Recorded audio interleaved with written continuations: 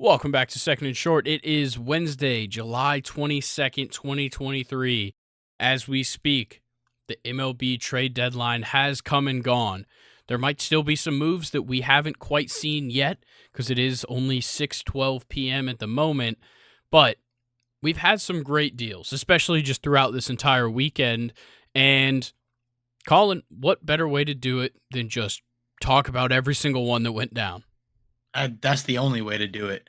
All right. Well, let's pick up right where we left off because I believe the last trade that got talked about was what? Let's see. The 26th was what day?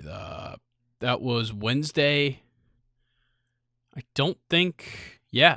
So Lucas Giolito was the last trade we talked about on this podcast, and that was with Luke on Friday's episode. So let's start here. Carlos Santana goes to Milwaukee. Pittsburgh gets Johnny Severino in return. I think this is more of a depth move for Milwaukee, but it's not a bad move at all.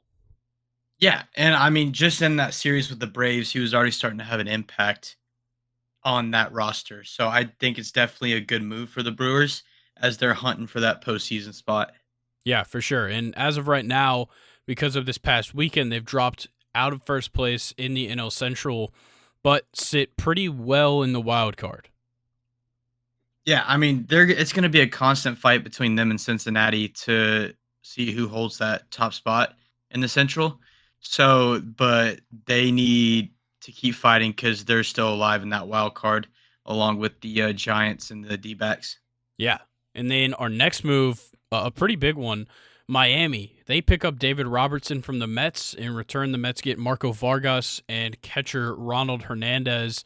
Not giving up much on Miami's end, honestly. And you pick up a pretty solid middle of the rotation starter. Yeah, and that's really Miami. Their worst part for pitching has just been bullpen. Their starters have been okay, not held to the expectations like Sandy Alcantara had been, and Yuri Perez was sent down to save innings and stuff like that. But David Robinson definitely adds bullpen depth, and like you said, they didn't give up much. But on the other side, the Mets we starting to see like a major selling point this year, and we'll talk more about that as we go on. Yeah. And then to kick off Friday, which had two great deals go down, it seemed like that was the White Sox day to send those guys out. They send Lance Lynn and Joe Kelly to the Dodgers for outfielder Trace Thompson, obviously the brother of Klay Thompson, and two prospects, Nick Nastrini and Jordan Leisure. I don't know. I think this trade is fantastic for the Dodgers. The White Sox got absolutely nothing in return for two cemented big leaguers, including one very good starting pitcher. Yeah, I don't know what. I guess the White Sox are just unloading because one of the guys that they got that was MLB ready with Trace Thompson, they have Eloy, they have Luis Robert, and Benintendi. So where is he going to play? I have a feeling he'll just be kind of rotational. They obviously don't need him. I think this is just a matter of they wanted somebody that's going to play immediately in the big leagues in this trade. And you get two pitching prospects, so you never know how that's going to go. It could go very well for them. But at the moment, the Dodgers absolutely fleeced you. Yeah, absolutely. Like Lance Lynn, I mean, you bring Joe Kelly back to LA, sparks are going to fly. All Yeah. right. Especially when he gets to that postseason, because the Dodgers are going to be in the postseason no matter what. Yeah. And then the other trade that went down on Friday, another one for the White Sox. They send off Kendall Graveman to the Astros. In return, they get catcher Corey Lee. I think this one's relatively even. Yeah, Corey Lee's not like some, cemented big league catcher, but you definitely need some catching help because the catching that the White Sox have right now is not doing it for them. Yeah, I mean, what is it? It's Zavala and Grandal, right? I believe so. Yeah, I mean, Corey Lee is very good behind the plate. He had his struggles when he came up and made his debut at the Astros, I believe in 12 games, he batted 160. I want to say, but I mean, Houston getting Kendall Graveman back is phenomenal. Like, he's coming back home to where really his name really stood out. And the name of the game this trade deadline was pitching. Yeah. All right, so to them to get a top tier relief pitcher really helps them as they move forward heading to October. Yeah, and this is just the start of a trend for Houston in this trade deadline of getting guys back from last year. So we go to Saturday. Only one trade goes down all of Saturday, and it's a bombshell. Yeah, it's a big ass trade. I mean, the Texas Rangers acquiring Max Scherzer and cash considerations for Luis Angel Acuna. Yeah, look, this one, oddly enough, this is an even trade. Yeah, I mean, outside of the money, Acuna's gonna be a stud. Yeah, look, he swings just like his brother. Okay, that's all you need to know. So when you know that you have those two training together in the offseason, the Mets they know what they're getting. All right, they're trying to stay equal with Ronald and the Braves by getting his younger brother to match him. Hey, I'm just saying, it seems like nobody can win the National League East without an Acuna.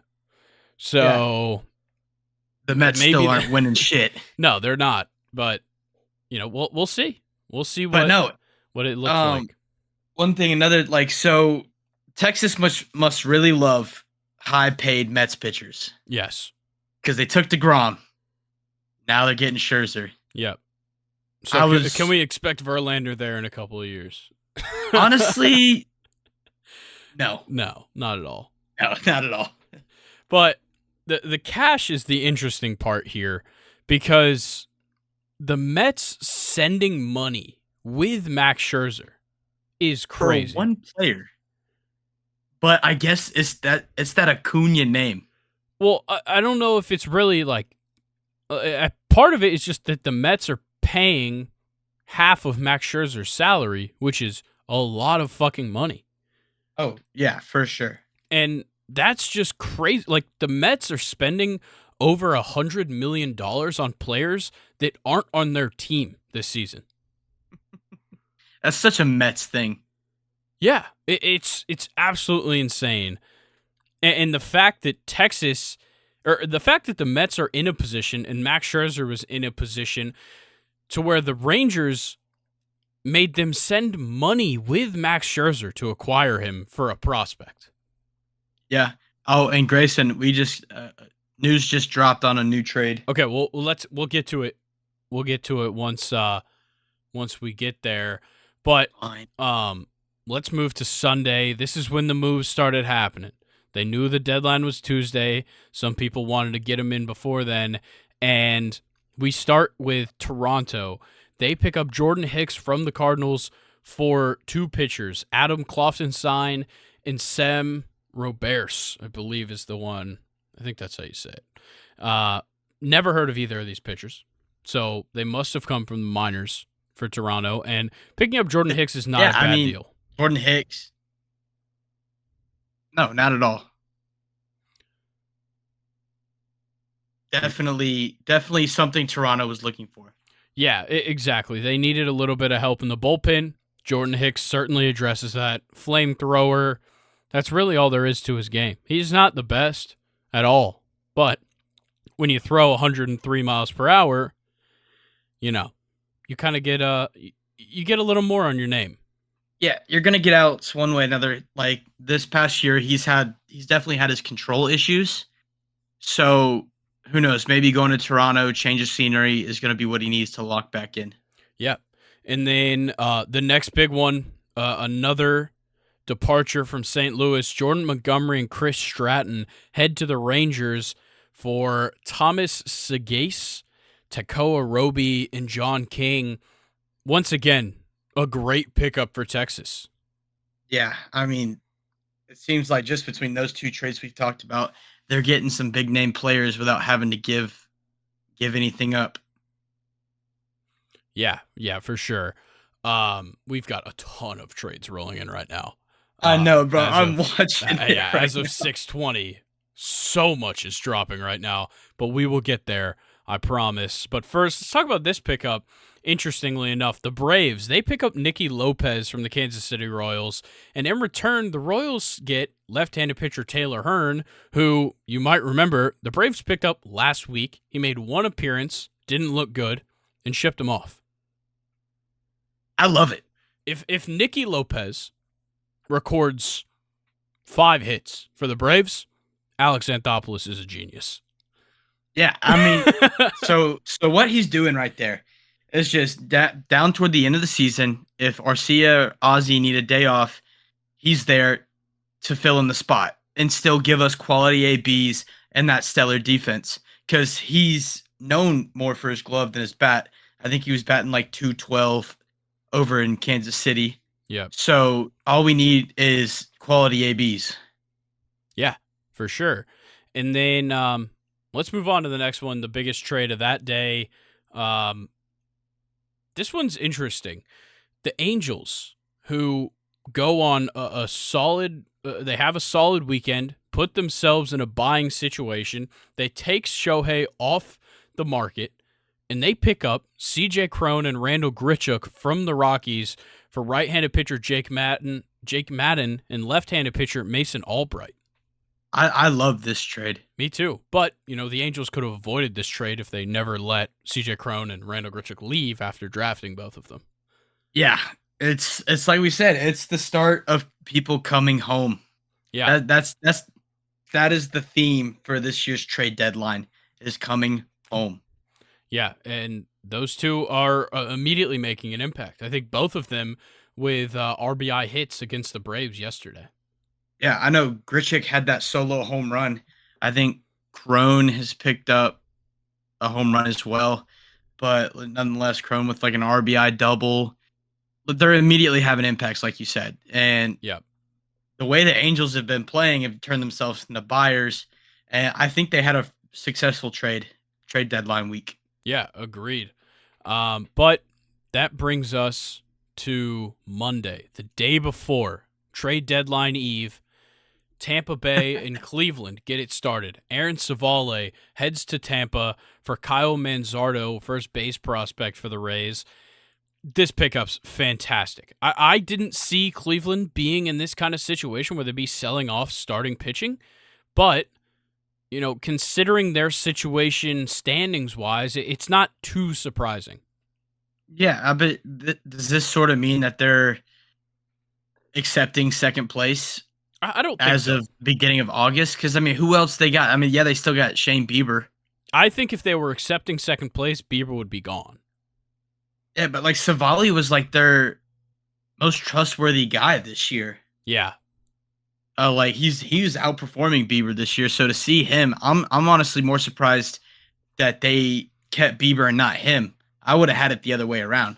Yeah, but Bieber gets paid more, so it's a little harder to deal him off. Yeah, but nonetheless, phenomenal trade for Tampa. Gives them another phenomenal ace or starting pitcher. Yeah.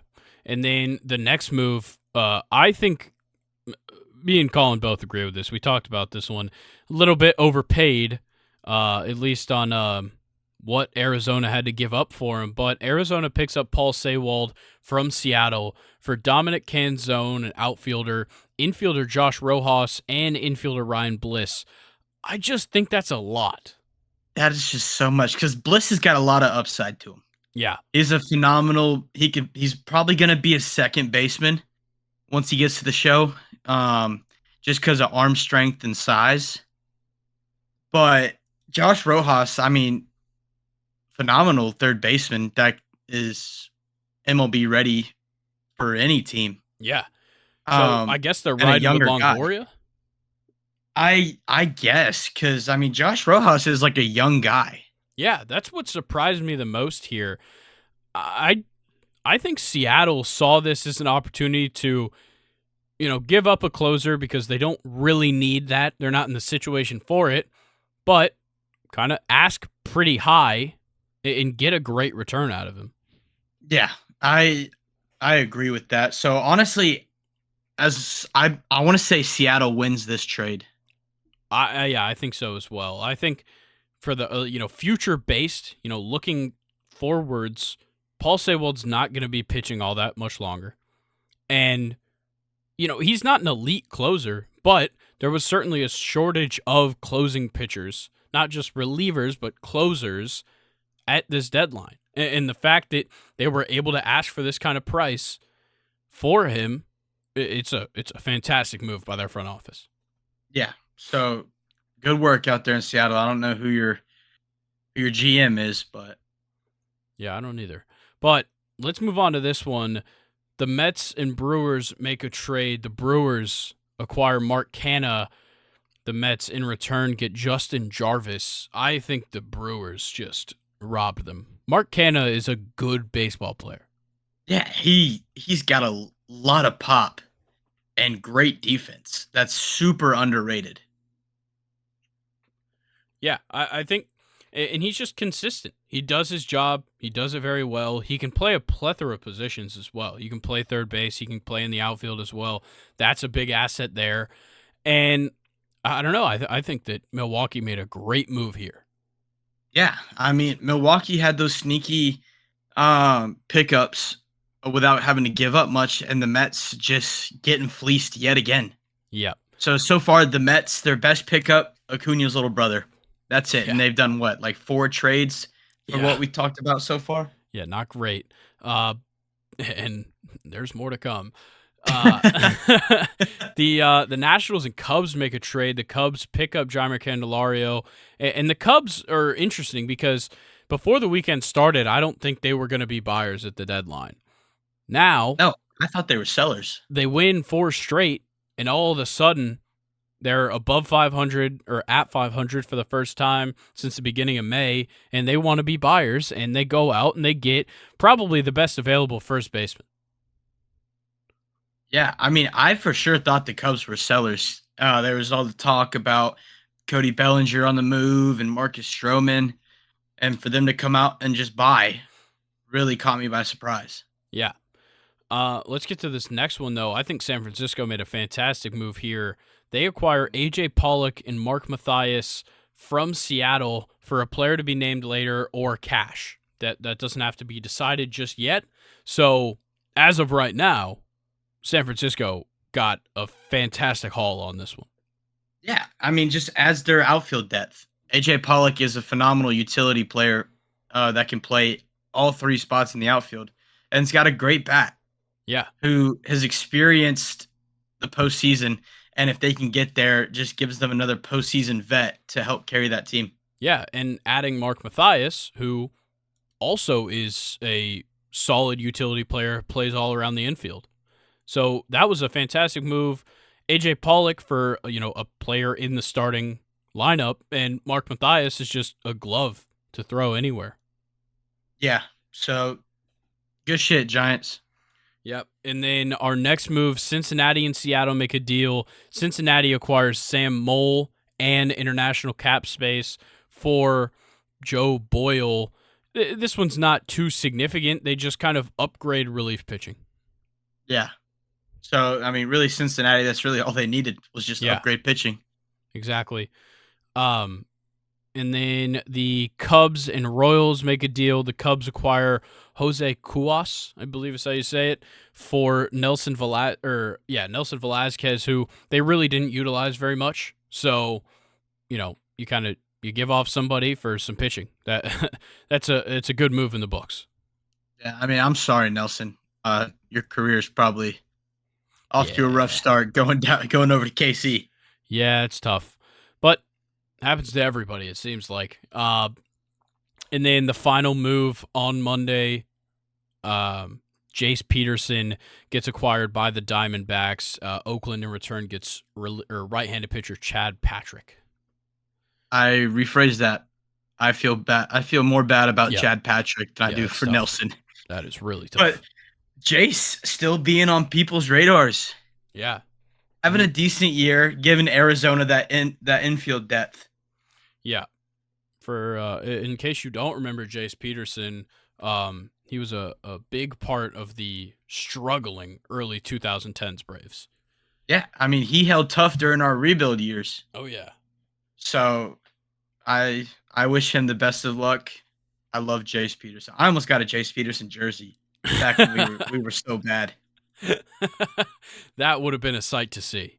I know you own a Dallas Keuchel Braves jersey, so Yeah, you're no stranger to just getting a jersey of anybody.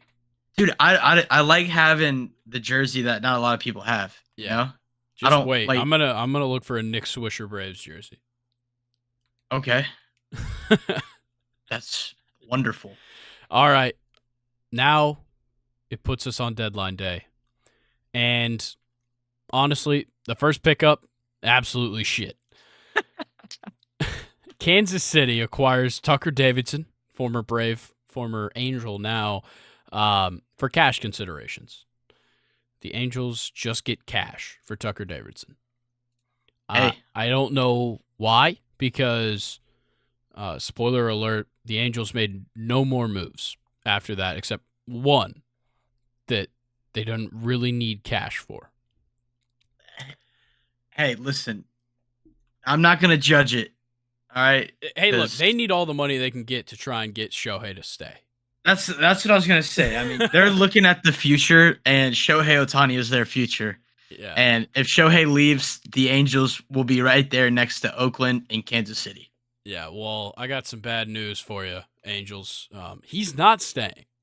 Yeah, he's gonna be a giant by next year. Maybe. We'll see. But the next move, at least relatively substantial, the Rays and Cubs make a move. The Rays acquire Adrian Sampson, Manny Rodriguez, and international free agent money for Josh Robertson.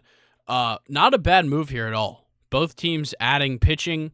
Kind of interesting how much the Rays got in return. Yeah, I mean, two players plus money for one Josh Robertson. I don't know too much about them.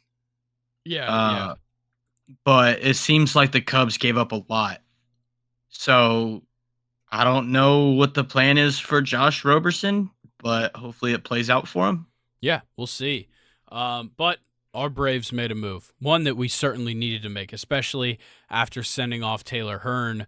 We pick up left-handed pitcher Brad Hand from the Colorado Rockies for two-way player, right-handed pitcher and outfielder Alec Barger. I'll take it. Yep. I love the way Brad Hand pitches. Yep. He's got some filthy stuff. Yeah, I love it. I think this is a great move. We need Yeah, left-handed pitching in the bullpen. That's exactly what we go out and get, and we don't give up much. he's a little older though, right? He's more on the veteran side. He's getting up there. Probably mid-30s. So give us a vet in the bullpen, help teach. Hopefully he'll be a good mentor to AJ Minter. Yeah. Sort of maybe teach him some pitches and teach him some tricks to shut it down from the left side. Yep. But the next one, quite a big trade, at least players-wise. San Diego, interestingly enough, is buying.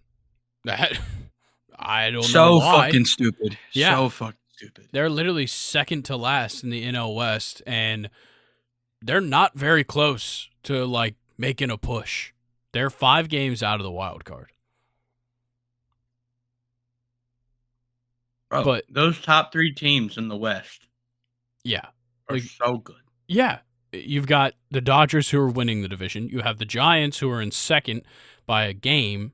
And then you have the Diamondbacks who are in third, who are tied for the third place in the wild card. Yeah, I for sure thought we were gonna see Soto on the move. I did too, but with him being under contract next year as well, it would have taken a whole lot to get him.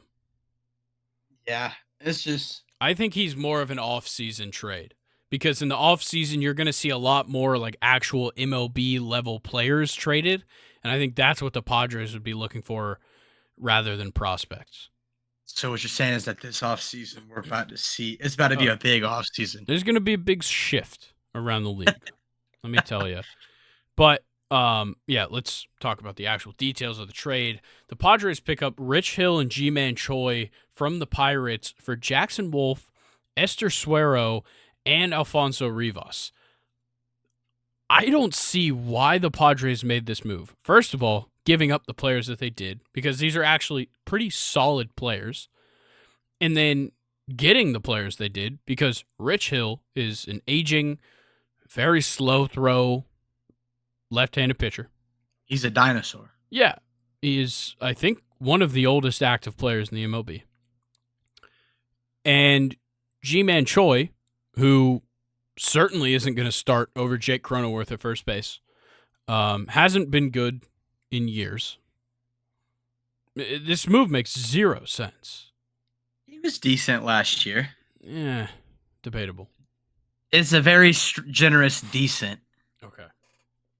But no, the fact that they made a trade for Rich Hill, who looks like he's throwing 70 poo out there on the mound. Like, I'm pretty sure dust comes off his hand every time he throws the ball. Probably. But no, San Diego's dumb for this because Jackson Wolf is disgusting. Yeah. And Alfonso Rivas has hit some of the farthest balls I think I've ever seen from a minor league player. Yeah. I really don't understand that one. I also don't really understand this one either. The Dodgers, maybe just making roster space without cutting somebody, they send Justin Brule to the Rockies for cash considerations. Bro, with how needed pitchers are right now. Yeah, you're sending it to the fucking Rockies? Yeah, that doesn't make sense. That's crazy, man.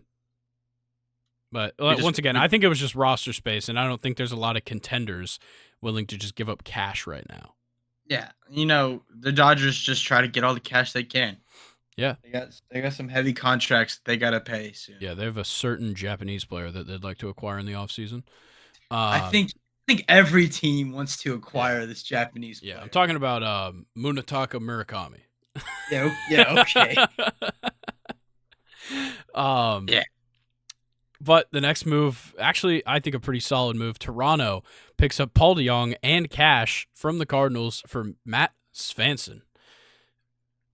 Look, Paul DeJong has not been very good at all. I'll be the first to say it, and it makes sense. Look, they need kind of a backup shortstop because Santiago Espinal and Kevin Biggio just don't really cut it at short. They're much better at second base. Bo Bichette is hurt right now. He's not going to be out long, but adding a relatively power bat at the shortstop position and a decent glove is not a bad move when you're not really giving up much and you get cash along with it. Yeah, no, I really like it, especially like you said, to fill that empty spot with Bo Bichette. Here's the thing: when Bo comes back, does he sort of platoon at the DH? Maybe between second base. Maybe, we'll have to see. If you can get Paul and Bo in the same lineup going into the postseason. Yeah. Once they've got time to figure it out, which I think is the best scenario for them. Yeah. But this is the big one. All right. The biggest one of deadline day, at least, to my knowledge. Justin Verlander couldn't leave Houston for so long. He goes back only just over half a season after leaving. And in return, the Mets get a solid haul. Outfielder Drew Gilbert, their top prospect, and Ryan Clifford as well. So 2 outfielders for the Mets. Yeah, I mean, Drew Gilbert's a stud. Yeah. Ever since I saw that walk-off grand slam when he hit for Tennessee in I think it was the regionals against Wright State. Yeah. I knew that guy had that dog in him. Oh, yeah. But honestly, for aging Verlander, this is actually a trade where I think the Mets come out on top. Yeah, once again, picking up good prospects, something that the Mets don't do often, especially in this new era with this money. You don't see them going for top prospects, but you pick up Luis Angel Acuna, and now you pick up Drew Gilbert, and all of a sudden, it looks like you guys are trying to build around youth. Yeah, so for those 2 trades, they're moving in the right direction. I think it's a phenomenal pickup for Houston. I think Verlander will pitch 10 times better over there than how he was pitching for the Mets, just for personal opinion. Yeah. Uh, but Houston's really addressing their main spot, which was pitching. So Houston's about to fight back and claim that playoff spot. Oh, yeah, for sure. And then the next move, I think, is also a pretty good move. The Phillies pick up Michael Lorenzen. In return, the Tigers get infielder Hao Yu Lee. Not much given up, but you pick up a solid pitcher for the Phillies.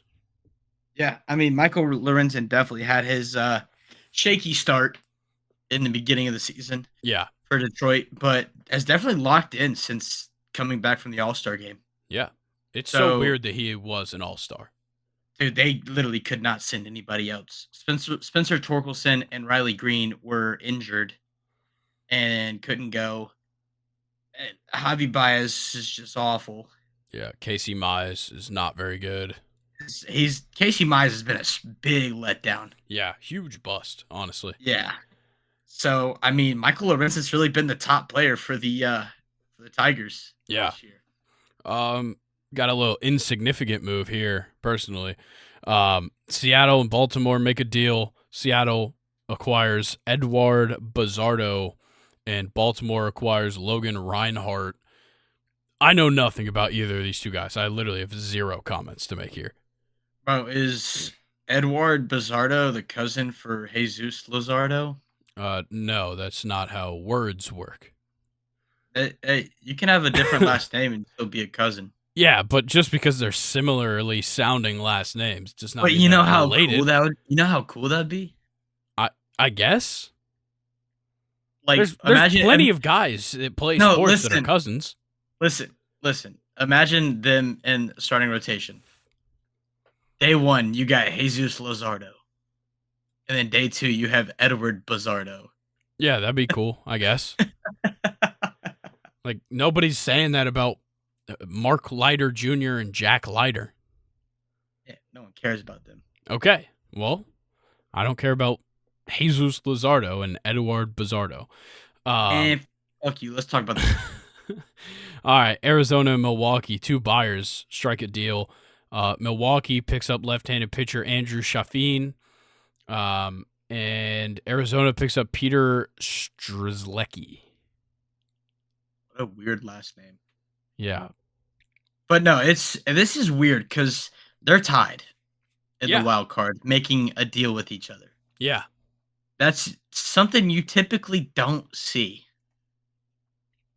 Oh, Because yeah, for sure. It's a weird move, but I think what this is one team needed a lefty, one team needed a righty, and they just straight swap. I guess, but you couldn't go with anybody else from around the league. Guess not. But the next one here, Miami makes a pretty solid deal here. They pick up first baseman Jake Berger from the White Sox. In return, the White Sox received left-handed pitcher Jake Eder. This is a great move for Miami. Just another hard-hitting player to add to this lineup. Oh, Berger's been playing third base, and he's been Really? Yeah, he's looking like a primetime Pablo Sandoval Fuck yeah. with that glove over there. Yeah, But Jake no. Berger's. Dude, Jake Berger's had a phenomenal year Yeah. so far. Hitting bombs. Third in the AL. Hell yeah, man. Well, now he's in So- the NL. Fuck. And he's in our division. Yep. So you're going to have probably your first 3 hitters in this lineup is going to be Luis Arias, Jorge Soler, Jake Berger. Yeah. I don't like that. I don't either. But I don't it doesn't like matter. We got enough of a lead. You better knock on wood right now. Yeah, I definitely should. I'm actively knocking on wood if you can't hear it. Because we have to face Shohei Ohtani tomorrow. That's fine. He's not even that good. All right, here we go. Insignificant move alert. Tampa Bay Rays receive cash consideration from the White Sox for right-handed pitcher Luis Patino. Woo! 100% useless trade. And this one, I guess, is kind of useless, but it's really just for catching depth for the Texas They pick up Austin Hedges from Pittsburgh for some international signing bonus pool space. Um, Yeah, it's fine. Austin's never been good with the bat, but he's one of the best defensive catchers in the league. Yeah. I forgot what stat I saw, but he was like ranked first among all active catchers. Yeah, I honestly forgot the stat, but he's up there That's for cool. defensively, but offensively, he's a complete bum. Yeah, which, that's kind of Jonah Heim's job behind the plate is to be an elite catcher and hitter. Yeah. All right, I'm excited about the next trade. Let's talk about it. Really? Yeah, go ahead and say the names. Okay. The Milwaukee Brewers acquire right-handed pitcher Evan McKendry, and in return, the Tampa Bay Rays get Alex Jackson, former Braves catcher. Hasn't Alex Jackson been on like 5 teams already? I think so. He came up with the Braves, and then we traded him to the Marlins, right? Yeah, we traded him to the Marlins, and then I think he went to Texas. Did he? Or he went somewhere before the Rays. I thought he went. No, well, he went to Milwaukee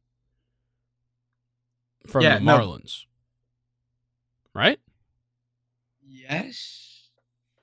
I don't know why we're sitting here questioning this. We have this thing called the internet that we're reading these exact things off of. I'm pulling it up right now. But yeah, Alex Jackson has just been okay his entire time. It's just nice to see that for once when we let go of somebody, they're not doing really good. Yeah, he went straight to Milwaukee from Miami in the offseason. So he's been with 4 teams. Now, yes. Come next season, it might be 5. Yeah. Well, the Rays will probably DFA him before the deadline, and somebody will pick him up. Yeah, he's going to go to Oakland and back up Shea Langoliers. Probably. God, that would be fucking funny. That would be hilarious. But let's get to the next move. I think this is actually a pretty good pickup. The Arizona Diamondbacks acquire outfielder Tommy Pham from the New York Mets and return the Mets pick up shortstop Jeremy Rodriguez. Once again, adding infield depth. Great move. Great move for Arizona. Agreed. I think it's a good move on the Mets' part, though, too. I don't know too much about Jeremy Rodriguez. He's not great, but I think he can, fill up the space between Acuna coming up. Yeah, he'll learn from Lindor and Acuna. Yeah. So he's got some mentors ahead of him. But either that or he's going to have to learn a new position. Yeah, he could probably play second. Yeah. But, no, I love Tommy Pham to the D-backs. Yeah. Because he can platoon. So you can have an outfield with Tommy Pham, Corbin Carroll, and Lourdes Gurriel Jr. Yeah. That's a phenomenal outfield. Right. Definitely. Let's get to the next one. Once again, boring trade. The Yankees, I don't know if has compensation been settled for this one yet. I'm refreshing my page. Yes, I don't think it has. I just refreshed my page. The Yankees get Kenyon Middleton from the White Sox, and in return, the White Sox receive right-handed pitcher Juan Corella. Huh. I know nothing about interesting either of them. Yeah, I have no idea. I really don't know too much about Juan Corella. All right, well. But I will say, this was the Yankees' first move. Yeah. Which is kind of weird because I think they were in like more of a confused, like they didn't know if they wanted to be buyers or sellers. Yeah, I agree because you're last in your division, but you're only 3.5 games out of the wild card, and you're 55-51. Yeah, I think, in my opinion, I think they definitely should have been sellers. Yeah. Definitely, I probably would have got rid of Luis Severino to see what offense you could get from him. Agreed. But that's my opinion, and that's why I'm not anywhere near the front office for a Major League Baseball team. Fair enough. But yeah, let's get to this next trade. I think this is actually a decent trade for both teams. The Phillies get infielder Rodolfo Castro, and Pittsburgh gets left-handed pitcher Bailey Falter. I think Rodolfo Castro is a solid pickup for the Phillies, just depth-wise. Yeah. I mean, I 100% agree. Yeah, and then Bailey Falter, I could be thinking of somebody else, but he's made some appearances, correct? Yeah. I want to Okay. say he pitched He's in been the up. last. Yeah, he's been up this whole season essentially. Pitching in, he's been pretty I want to say shit. he pitched. I'll be honest. I want to say he pitched against the Braves in the last series we played against them. Yeah, this season only pitched in 8 games, and he's 0-7. That's not good. That is very much not good. Sorry, I guess he's gonna fit right in at Pittsburgh. Yeah, he has lost in all 7 of his starts.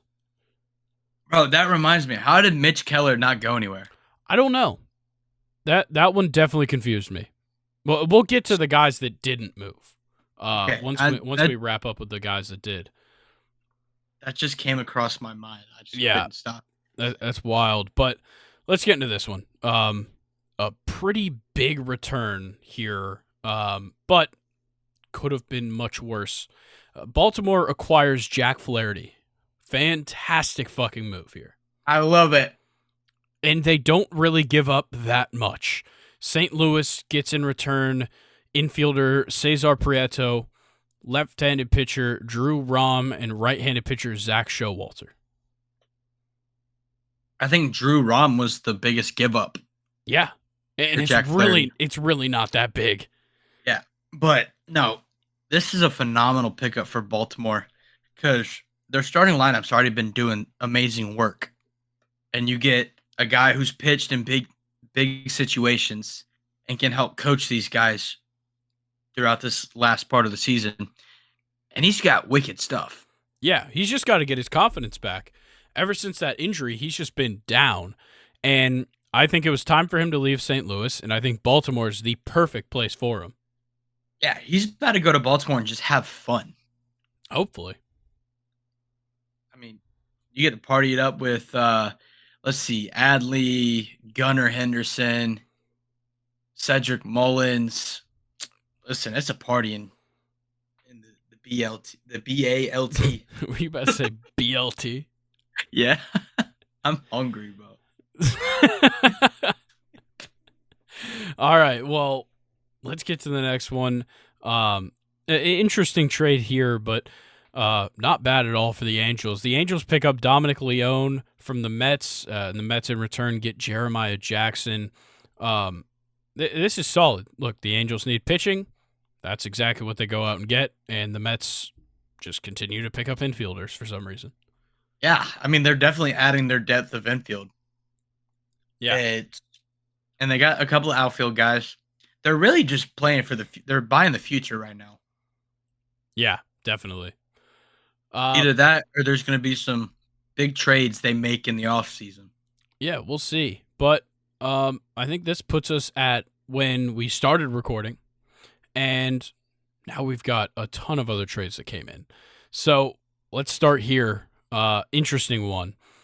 The Mets acquire Phil Bickford and Adam Kolarek for cash considerations, to the Dodgers. That's I think so this is just weird. another. Yeah, it's a roster move. Yeah, it's just another dump for LA to get cash. Yeah, that's about it. I mean, the Mets aren't doing anything this year. but I will say they picked up 2 solid pitchers. Yeah, Adam Kolarek is it Kolarek or Kolarek? I think it's Kolarek. Kolarek. I could be totally Still, wrong, but I'm just gonna call him Adam. yeah, Adam. Adam's phenomenal. And now the only person I can think of is Adam from work. Well, let's talk about Phil Bickford because I think he's a very good pitcher as well. Oh yeah, 100%. He was very good for them in the playoffs back in 2021. Obviously, that got ended. But nonetheless, a great pitcher. Yeah, I like this move for the Mets. Just doing the little things.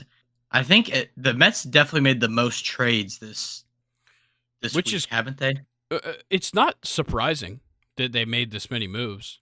They're obviously not making the playoffs, Yeah. and they What have the so much to give up. Yeah, they're fourth in the division, right? Behind Philly? Yeah, Interesting. I think technically behind the Marlins. I think Did the Philly jump to second? I yeah, I thought believe so. Miami jumped, I have it right here. Did they come back? Nah. So Philly just jumped with the Yeah. Marlins losing yesterday. Okay. So Yeah, Philly they've is been 50. back and forth. Philly's 57 and 49. Miami's 57 and 50. Yeah, and then the Mets are 7 games back, or six games back on the Marlins. Yeah. And then only 6 games ahead of Washington. Yeah, man, Washington sucks. But let's get to the next move. This one very surprising.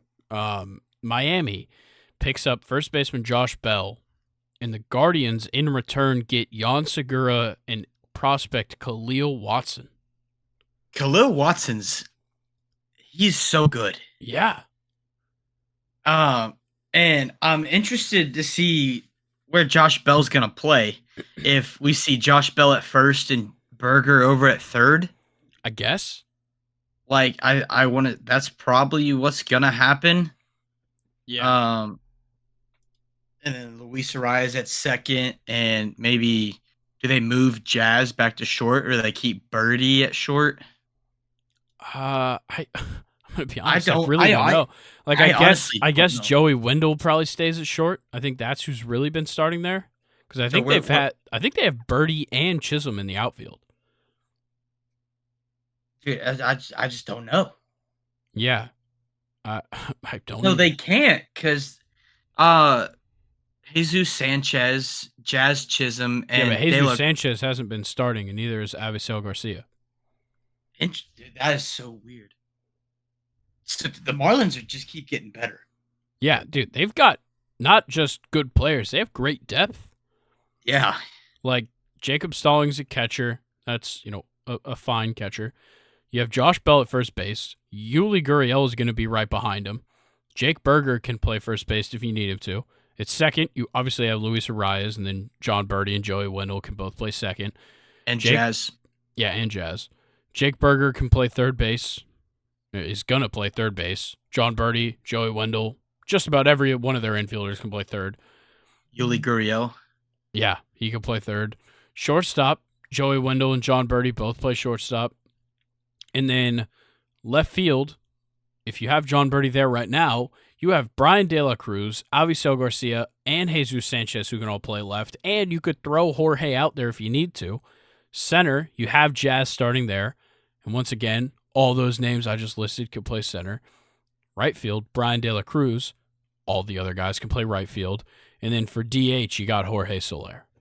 Yeah. All right. So here's how Miami lined up tonight. Luis Arias at second, Soler DH, De La Cruz left field, Garcia right field, Jesus Sanchez center field, John Birdie at third, Yuri Gurriel at first, Joey Wendell at short, and Stallings at catcher. Okay, so where's Jazz? He's not playing today. Interesting. Well, it seems to be working. They're playing pretty well. Yeah. But yeah, no, but Khalil Watson was a big give up. yeah. But they have a lot of good prospects, so it's one that you can afford. Yeah. Do you think Khalil Watson's a guy that comes up pretty quickly for Cleveland? I think he'll be up next year to sort of help, especially with them getting rid of Rosario. Yeah. They're gonna need help in the infield. Someone to help Naylor and Ramirez. So I think Khalil Watson will be that guy. Okay. Yeah, I've certainly heard great things about him. He's only 20 years old. And in the minors this season, he's batting .210, which is certainly not good. But he's really not been that bad. I think probably just an issue where he went from rookie ball to advanced A this season. So, look, he hasn't been moving up quickly, and I think that's the issue for him so far this year. And just in his 3 years in the minors, is that he hasn't moved up quickly. He hasn't really progressed as much as they would hoped he would. And you send him off to Cleveland, maybe he starts moving up pretty quickly. I think he will be in AAA next year until after the All-Star break. And then we see him come up for his debut. Yeah. Well, look, he's certainly a fantastic player. Like, you can't deny the speed for sure. Oh, but yeah, I think there's tremendous upside to him, and I think this was a great move. Yeah, absolutely. All right, but the next pickup, San Diego picks up Garrett Cooper and Sean Reynolds from Miami for left-handed pitcher Ryan Weathers. I love this for Miami. Yep. Like, you just got Josh Bell and Jake Berger and Ryan Weathers, who is a good pitcher, but just didn't get that much time over in San Diego. Yeah, I just don't fantastic. I don't think it was really a good fit for him. But I think he'll fare much better in Miami. Agreed. They have better weathers there. I hate you so much. They have like the same weather. Fun fact, it's never been 100 degrees in the city of Miami. Really? Yep. I think their record high is 98. I'm trying to move to Miami then. Just kidding. All right. I've heard traffic is worse than the ATL down in downtown Miami. I'm sure it's horrible. But the next move, this one's pretty good, honestly. Kansas City making another deal with the Dodgers. Ryan Yarbrough heads to L.A. In return, Kansas City picks up first baseman Devin Mann and shortstop Derlin Figueroa. Huh. I don't think Ryan Yarbrough at this point in his career should be playing for the Dodgers. No, but it might be one of those sparks that he needs. Maybe. I think LA and Kansas City have like some sort of deal. I don't know. Kansas City's like, give me all your shit and we'll give you a decent player in return. Yeah, my issue with Ryan Yarbrough is that he is a left-handed pitcher that doesn't throw hard, doesn't throw anything with elite. He throws some decent off speed, but that's it. He doesn't bring much to the table. Far. Yeah. So like hitters can just sit off speed. Yeah. And you'll be successful against him. Yeah, like there's a reason that he wasn't really that good for the Rays either. Yeah. But nonetheless, let's get to this next move. The Boston Red Sox pick up infielder Luis Arias, and in return, the Milwaukee Brewers get Bradley Blaylock. I don't know how this was Boston's first move of the deadline. Yeah, I thought they would have given up more. I don't know. I thought they would be kind of in that same position as the Yankees, where like they'd sell some stuff off, but they'd also get some stuff in return. But I will say the Brewers have done crazy amount of moves here. Yeah. I mean, they always do at trade deadlines. Yeah. They're one of the teams that are known for always being in the mix. Definitely. But they're definitely helping their chances to stay up there with a young Cincinnati. Yeah. But yeah, this move doesn't really do much, honestly. No. Like Luis Arias was decent when he first came up, but since then hasn't really been much. Yeah, agreed. But our second to last deal here, the San Diego Padres get Scott Barlow from the Kansas City Royals. In return, Kansas City gets Henry Williams. Not a bad move, but once again, why the fuck does San Diego think they should be buying? It just makes no sense. It's a joke at this point. Yeah, I don't get what they're going for here. And then our final deal, the New York Yankees get Spencer Howard, and in return, Texas gets cash considerations. It's not a bad move for the Yankees. Look, Spencer Howard has not... I like it. Yeah, he hasn't been as good as he should have been from the jump when he first came up with the Phillies. Has not been as good as he should have been. They shipped him off to Texas for Kyle Gibson, and now Texas ships him off to the Yankees for money. It just seems like he's been consistently moving downhill, and hopefully he could add something to this Yankees team. Yeah, maybe he just needs to throw on the pinstripes. I don't know. That doesn't seem to help anybody typically. It's just one of those things you don't know until you see it unfold. Yep. Well, that's the whole thing with the trade deadline. It looks like that's all the deals. I've refreshed my page a couple times. Have not seen anything change. I'm gonna see. All right, I want to ask you something real quick. Yeah. What was your favorite trade from this week? You asking from just How about blockbuster or like just best return? Just like your favorite, what you think the best trade was. Okay. And it can be all the way from when Eduardo Escobar got traded to now. Yeah. Damn. Not a lot of good moves, honestly. In my mind, I think that I want to go. I think Dodgers getting Lance Lynn and Joe Kelly has got to be the best move. Okay. A crazy good haul for not giving up that much, and you're already a very good team. Like, I think they really got it there. Yeah. All right. So believe it or not, I'm just going to say it's hard to just do one trade. But if I had to do one, I'm going to give it to the Angels and Lucas Giolito. Yeah, I was between those two. But honestly, I just want to shout out the Angels for the whole part of the trade deadline because they did phenomenal work. Yeah, they totally turned around how I viewed this team. Yeah, they won the trade deadline, in my opinion. Yeah, I think we'll have to see. But as it stands right now, you're 4.5 games out in your division. But you're not too far back in the wild card, and you've just added a ton of great hitters. You add C.J. Cron, who is a fantastic hitter. Brandon Drury's going to come back from the IL pretty soon. You already have guys like, of course, Mike Trout, who is supposed to be back very shortly. You have the best player that we've probably ever seen play baseball in Shohei Ohtani. You add Randall Grichuk, who's fantastic depth. You've made huge moves.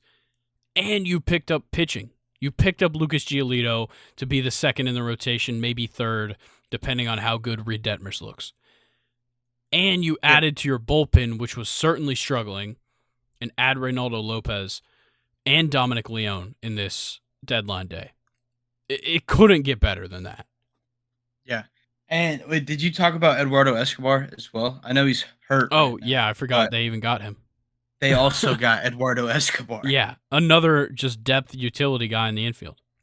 Like this is a team like maybe even if not this year, but if they can keep Shohei Ohtani. They're not gonna though. That's the problem. I know they're not, but it's just the thing if they can. Like they need to throw everything they have to keep Shohei. I have a great feeling that they will, but I don't think they have enough to keep him. You know what scares me the most? What? Is to see him on the other side of LA. Yeah. Over and put him and Freddie in the same lineup. Yeah, fuck that, dude. I would hate to be a right-handed pitcher. Just you go Mookie, Freddie, Shohei. Yeah. Or you could even go Shohei, Mookie, Freddie. Oh my god. The lefty, righty, lefty. I don't know. I think you'd have to go. And then JD Martinez at the 4 spot. Yeah, I think you have to go Mookie lead off, and then Freddie, and then Shohei. Because Mookie and Freddie are going to get on base, and Shohei's going to put it into fucking Palo Alto. All right. So is that it on trade talk? Well, let's talk about the teams that, let's talk about teams in general. Who should have been making moves? Obviously, we know who shouldn't have. It was the Padres. But Yeah. who are some teams that you're surprised didn't make more moves? So honestly, I'm surprised the Orioles didn't make more moves. Okay. I feel Uh, like they addressed it. They needed one thing, and it was starting pitching, and they addressed it. but I definitely could have seen that, like, saw them get like maybe a couple more of like lower bats. Like maybe if they did go after Tommy Pham or I'm trying to think of what's his name. They could have got somebody like Garrett Cooper Yeah, or even try to make a push on Jake Berger to maybe. like But, sort of sit in that DH spot. I don't know if they really wanted to. Yeah, I mean, I don't blame them because they're rocking and rolling right now. Yeah.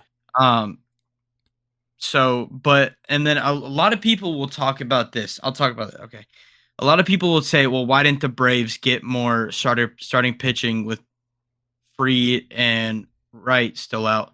Well, that's because they're coming back. Yeah. Like if the Braves knew they were going to be out longer, we would have got Dylan Cease. We would have made a bigger push for Lance Lynn. But we have faith that they're coming back, and I believe in it. And when they come back, we're gonna be disgusting. Yeah. I believe our most recent updates here. Um, let's see. Yeah, Max Fried has completed his minor league rehab and will be reinstated from the 60-day IL this week. And then as of the 28th of July, Kyle Wright threw a bullpen session. That was back on Friday. So he's probably pushing towards his rehab assignment. And then that means, 2-3 weeks before he's back. Fried will be back this week. I'm not I'm not worried. Dylan Dodd as well began his rehab assignment on Thursday. And he struck out 4 and pitched 3.1 perfect innings. Yeah. I mean, I'm not worried about the Braves pitching right now. No, me neither. I will say this, Grayson. Hyunjin Ryu's making a season debut tonight Oh God. for Toronto, and it's the top of the first, and he's already down 2-0. It's not his debut either. It's his season debut. I don't think so. I thought he had already pitched this season and he sucked. No, it's his season debut. Oh, okay. Could have sworn I thought he had stats from this season. Maybe I was looking at last season's stats when I was looking at it. But yeah, actually, let's talk about the Blue Jays because I don't think they made enough moves. Yeah, I for one thought they would go after starting pitching. Yeah, Like yeah. especially with I thought how they bad. were in on Jack Flaherty. Yeah, with how bad Manoa's been. Yeah, he's shown some lights that he's coming back, but Hyunjin Ryu is coming off an injury. Yeah. Manoa's been shit in the bed. You need somebody to fill that. Yeah, and look, if I'm the Blue Jays, Red Sox, and Yankees, I'm very afraid of what the Angels just did here. Oh yeah, for sure. They can make a push for a wild card spot this year. Yeah. I think they they're only certainly like could. 5 games back. They're 3 games back in the wild card. Toronto, who didn't make enough moves, sits in third in the wild card, so they have that final spot. The Red Sox only 2.5 games out, so the Angels very close to overtaking the Red Sox, who didn't make any moves really. The Yankees didn't really make any important moves either. They're a half game behind the Angels. There is no reason why the Angels shouldn't make a run at that last wild card spot. Yeah, there's a good chance we see LA in October, like in the postseason. Yeah. All right. Well, let's talk about. I have a couple of teams that I think should have made way more moves. First of all, Yankees and Red Sox should have made way more moves, but I think that's more of just like it's hard to make the playoffs with the top 3 teams in your division being that good. But the Twins made 0 moves. Yeah. That is what's confusing to me. Didn't they? I thought they traded away Dylan Floro, or they got Dylan Floro. Oh yeah, that's right. They got Dylan Floro for like, who was it? Jorge Lopez. Yeah, yeah, which is so insignificant. Yeah, but it's a trade. It is, but it's nothing. Yeah, you're right. and you're on a 5-game losing streak right now, but you lead your division. And if you have any hope of staying ahead of the Guardians, you needed to make moves. Yeah, so I don't know. It's one of those things that even though the Guardians got rid of Aaron Savali, they could still take the top spot. Yeah. And then So I am kind of surprised the Phillies didn't make more moves. what about Cincinnati? Cincinnati's the biggest one. They're the biggest surprise to me that didn't make moves because your team is full of young players and you have a ton of prospects you can bring up, but also you have a ton of prospects you could give up. Like they easily could have been in on Verlander. They could have been in on Scherzer. They could have been in on Lynn. Like they could have been in on all of the top pitching with the prospects that they have that honestly they are in a good position to give up, and they didn't. Yeah. I don't know, man. It's weird. Yeah. 'Cause I know one of their biggest uh players that they wanted to trade away was Jonathan India, Yeah. and he's hurt right now. Yeah, which definitely throws things off. Yeah, but like you said, they have so much talent in the farm Yeah. that they definitely could have got some of those big name pitchers. Even if they wanted to go after uh in division, go grab Mitch Keller or Jack Flaherty. Just someone to help your starting rotation because Andrew Abbott cannot do it all. No, definitely not. And then also the Giants. I think the Giants should have been making more moves. If they have any hope of staying ahead of the Diamondbacks, they should have been making much more significant moves than they did.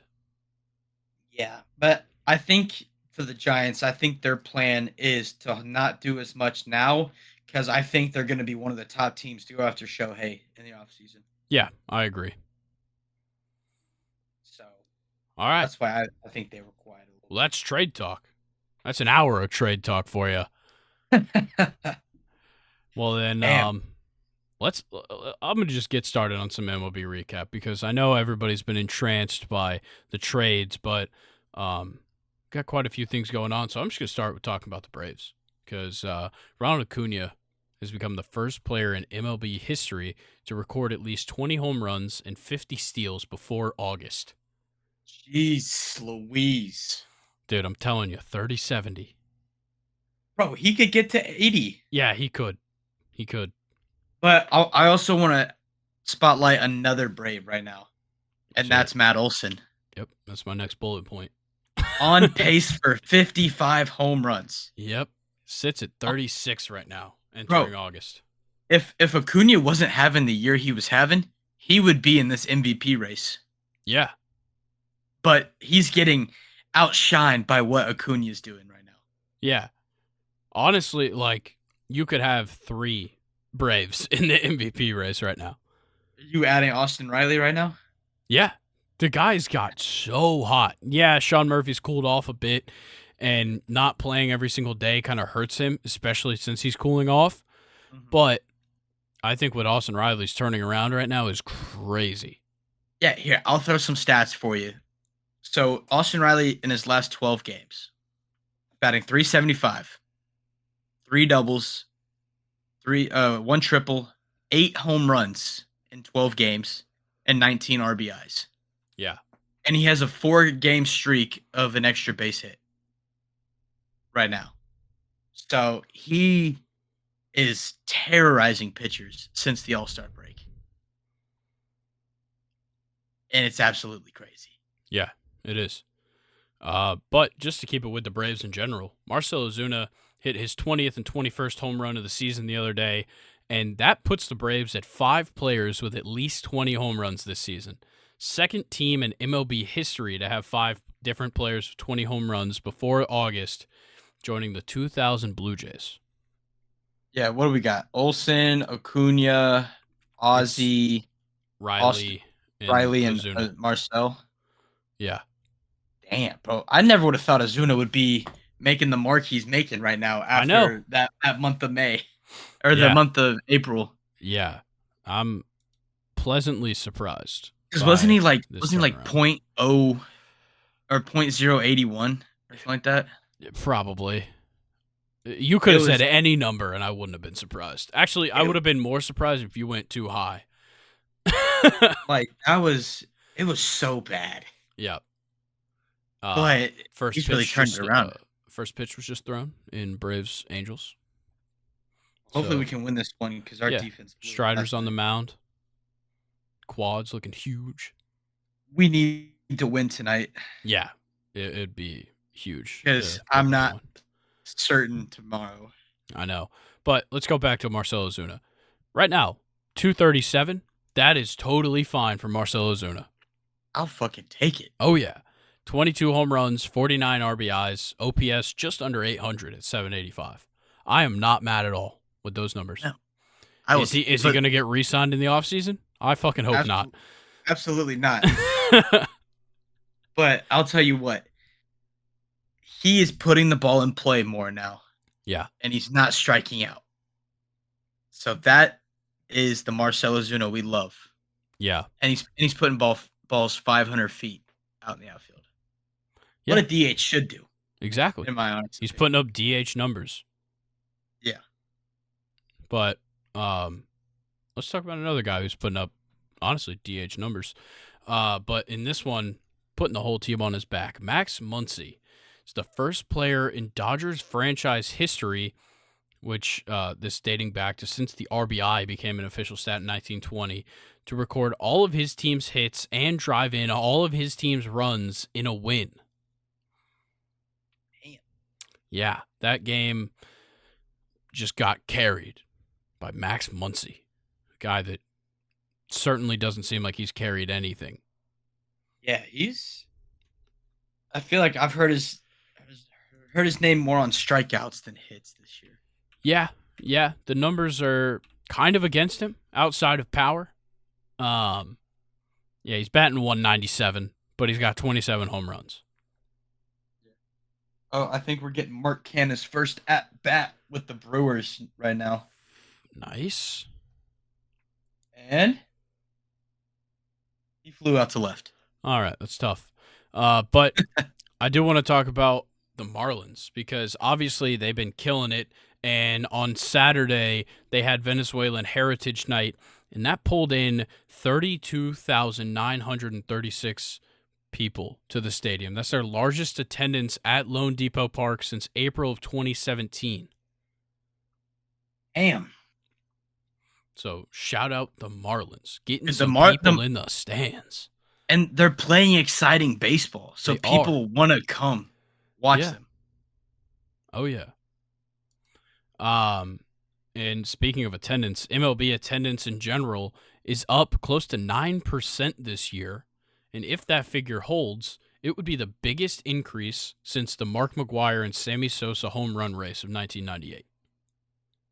Oof. Damn. So baseball's back. Yeah. Let me tell you. Spencer Strider just struck out Shohei Ohtani. Let's go. Ohtani ain't Who's shit. the best? Who's the best? Ohtani ain't shit. No, but for real though, he threw a changeup low and outside. Oh my that God. was Yeah, I absolutely just watched it. disgusting. Oh, oh, Jesus. It's a good way to make up for a leadoff walk. Yeah, I'll take it. All right, still staying with the Marlins. I mean, Luis Arias is still batting 381 right now. Yeah, he just keeps doing that thing, man. He keeps blooping his singles and then getting hit in by Jorge Soler. Yeah. Like I swear, almost every game, the first inning, he hits either a single. I know it's a single, and then Jorge Soler hits a 2-run bomb or a double to score him. Yeah, they actually, I believe, did something very similar to score the first run of the night today. Let's see. This scored. This time it was Brian De La Cruz hits a single, which, or no. No. Avisel Garcia doubled to right. Yeah, that's right. And scored Arias.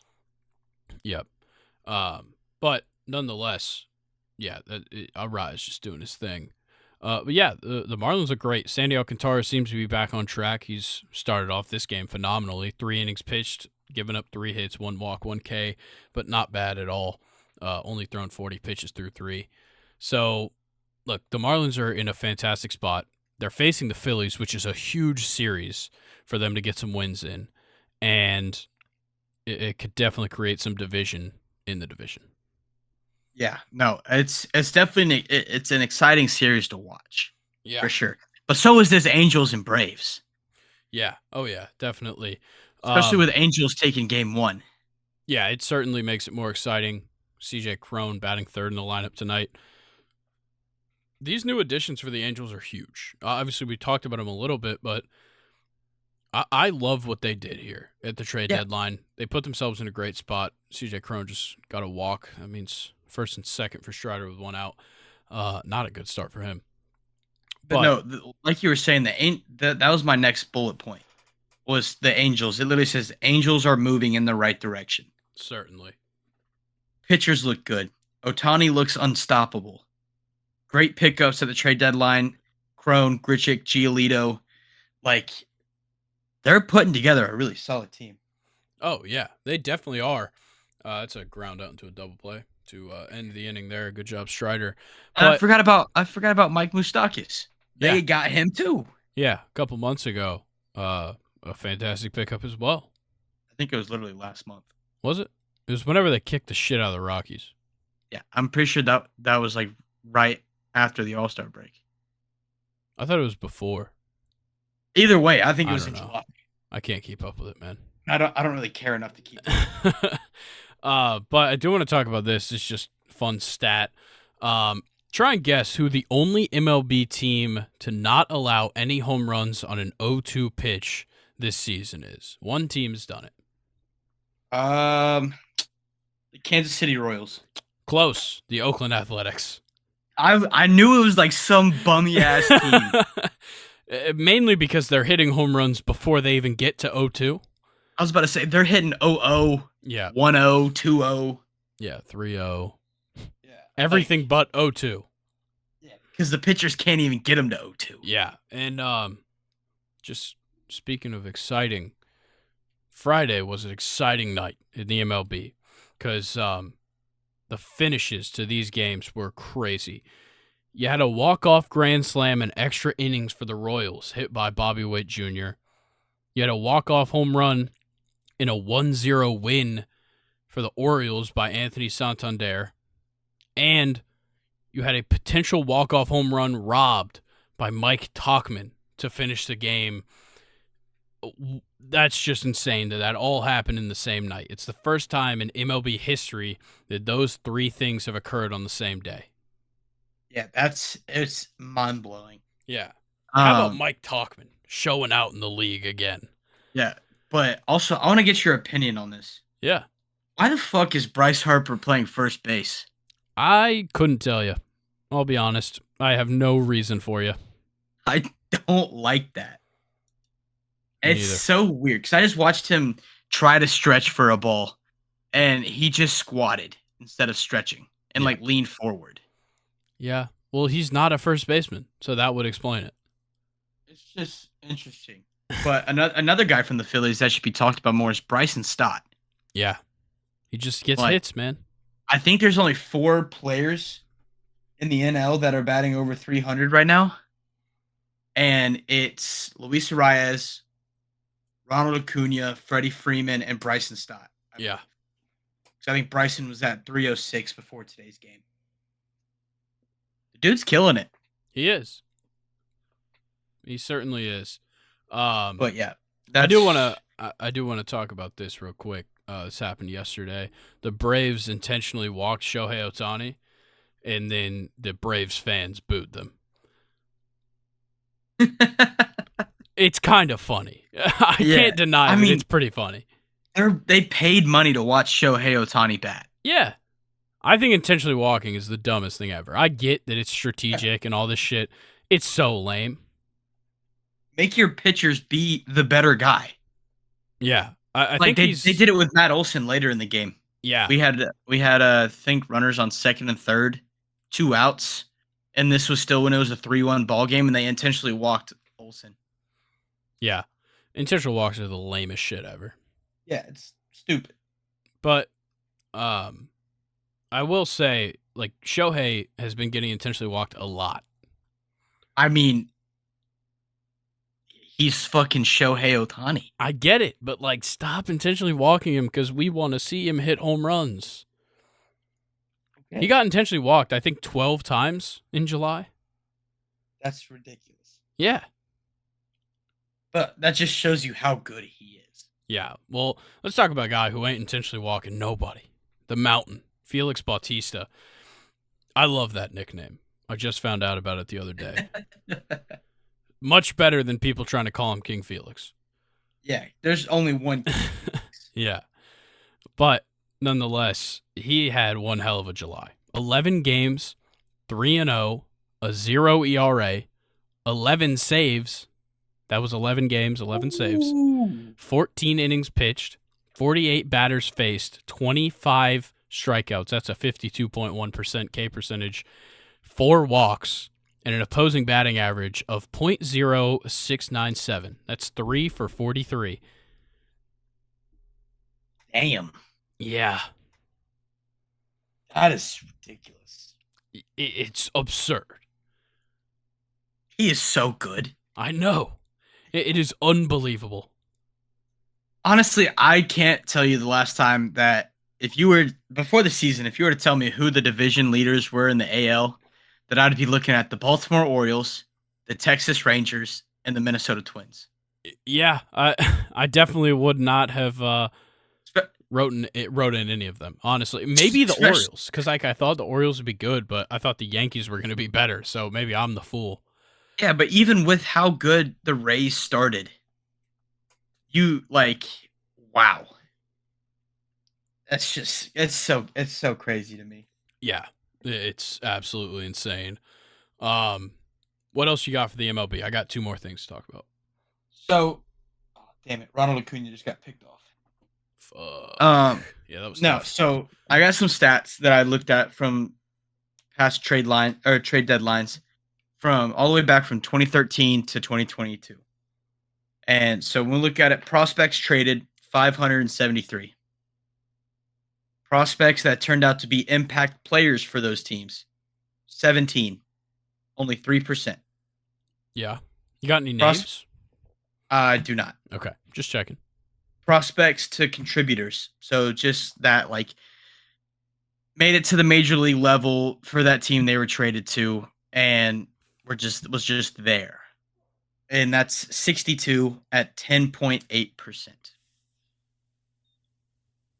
So that's a shit ton of prospects traded. Yeah. And not a lot that are actually making it up. And it's not surprising. You're typically trading off the guys that aren't going to be impact players for you. Yeah.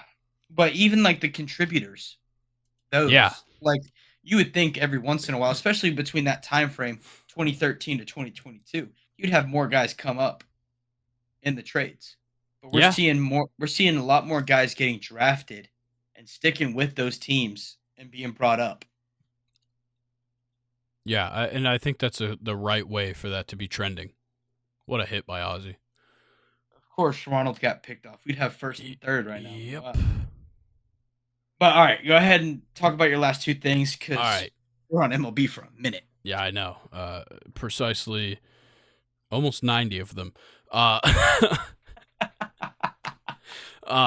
Marlins, they matched up against the Tigers over the weekend and celebrated Miguel Cabrera's final games in Miami, obviously where he started his career, won a World Series.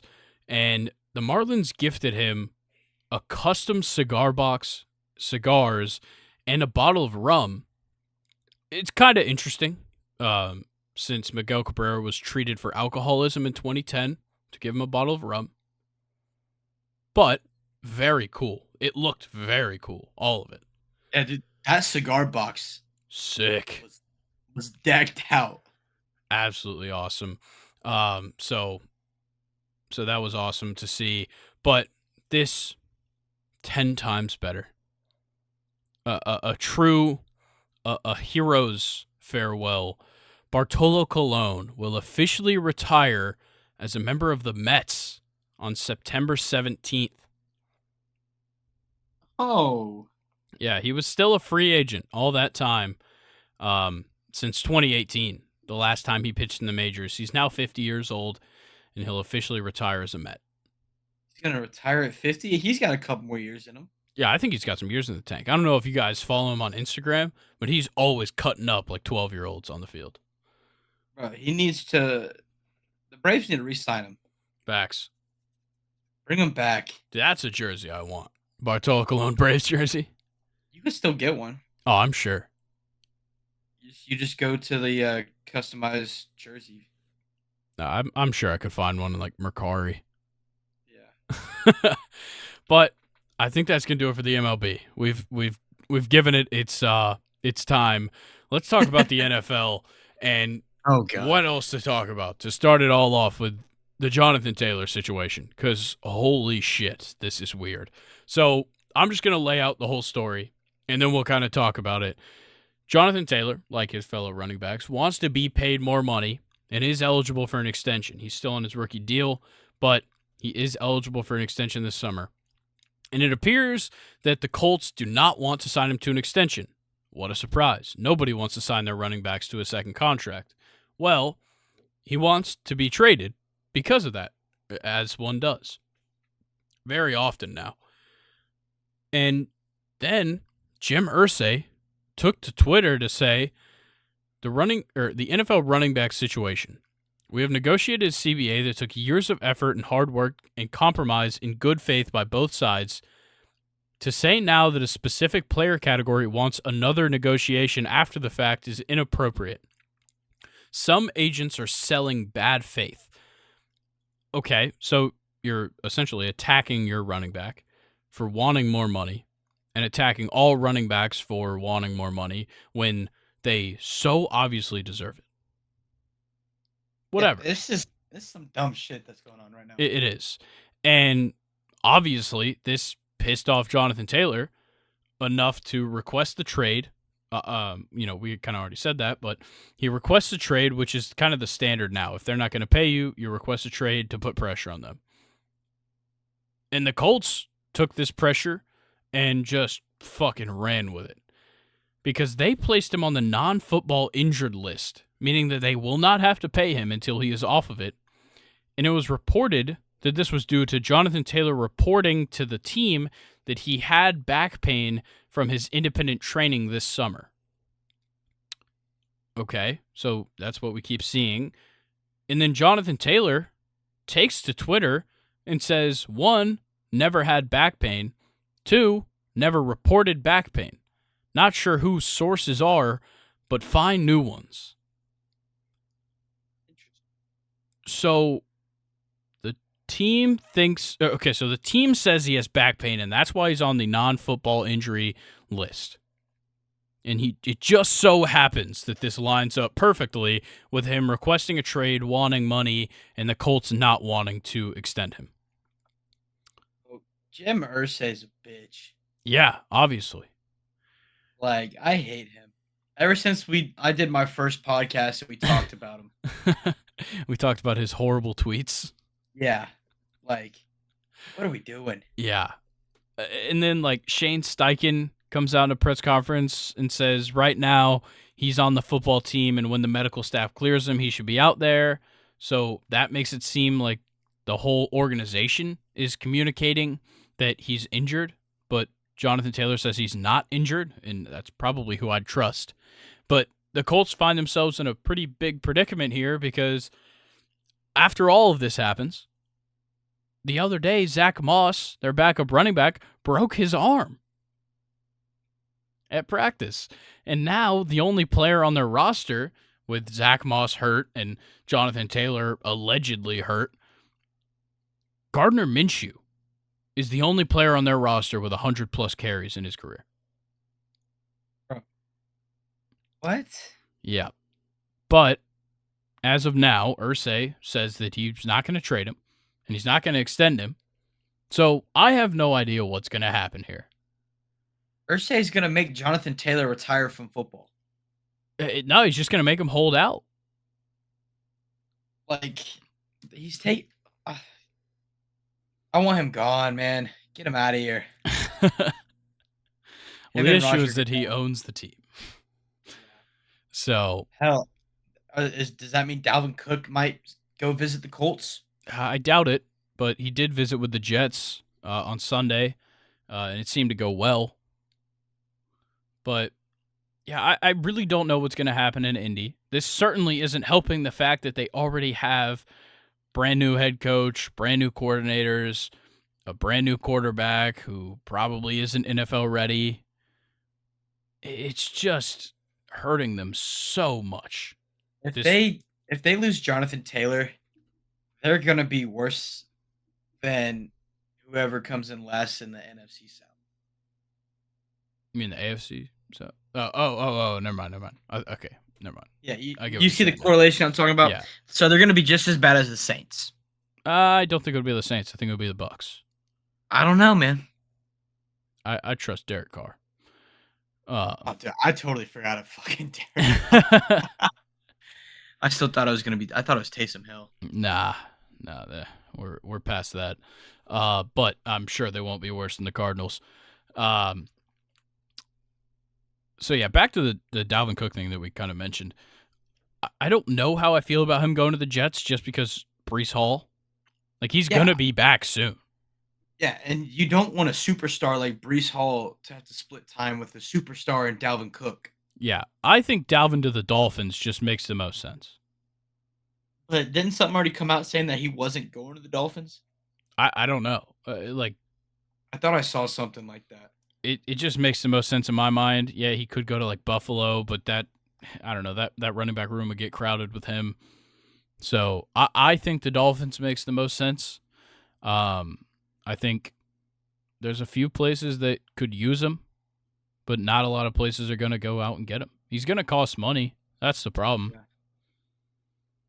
I don't know. It's a tricky situation. But let's talk about something kind of funny. Marlon Humphreys tried to scare the hell out of everybody with a recent tweet. I'm going to read the start, and then I'll continue. I know this will trigger some Ravens fans, but it honestly doesn't matter because it's in the past, LOL.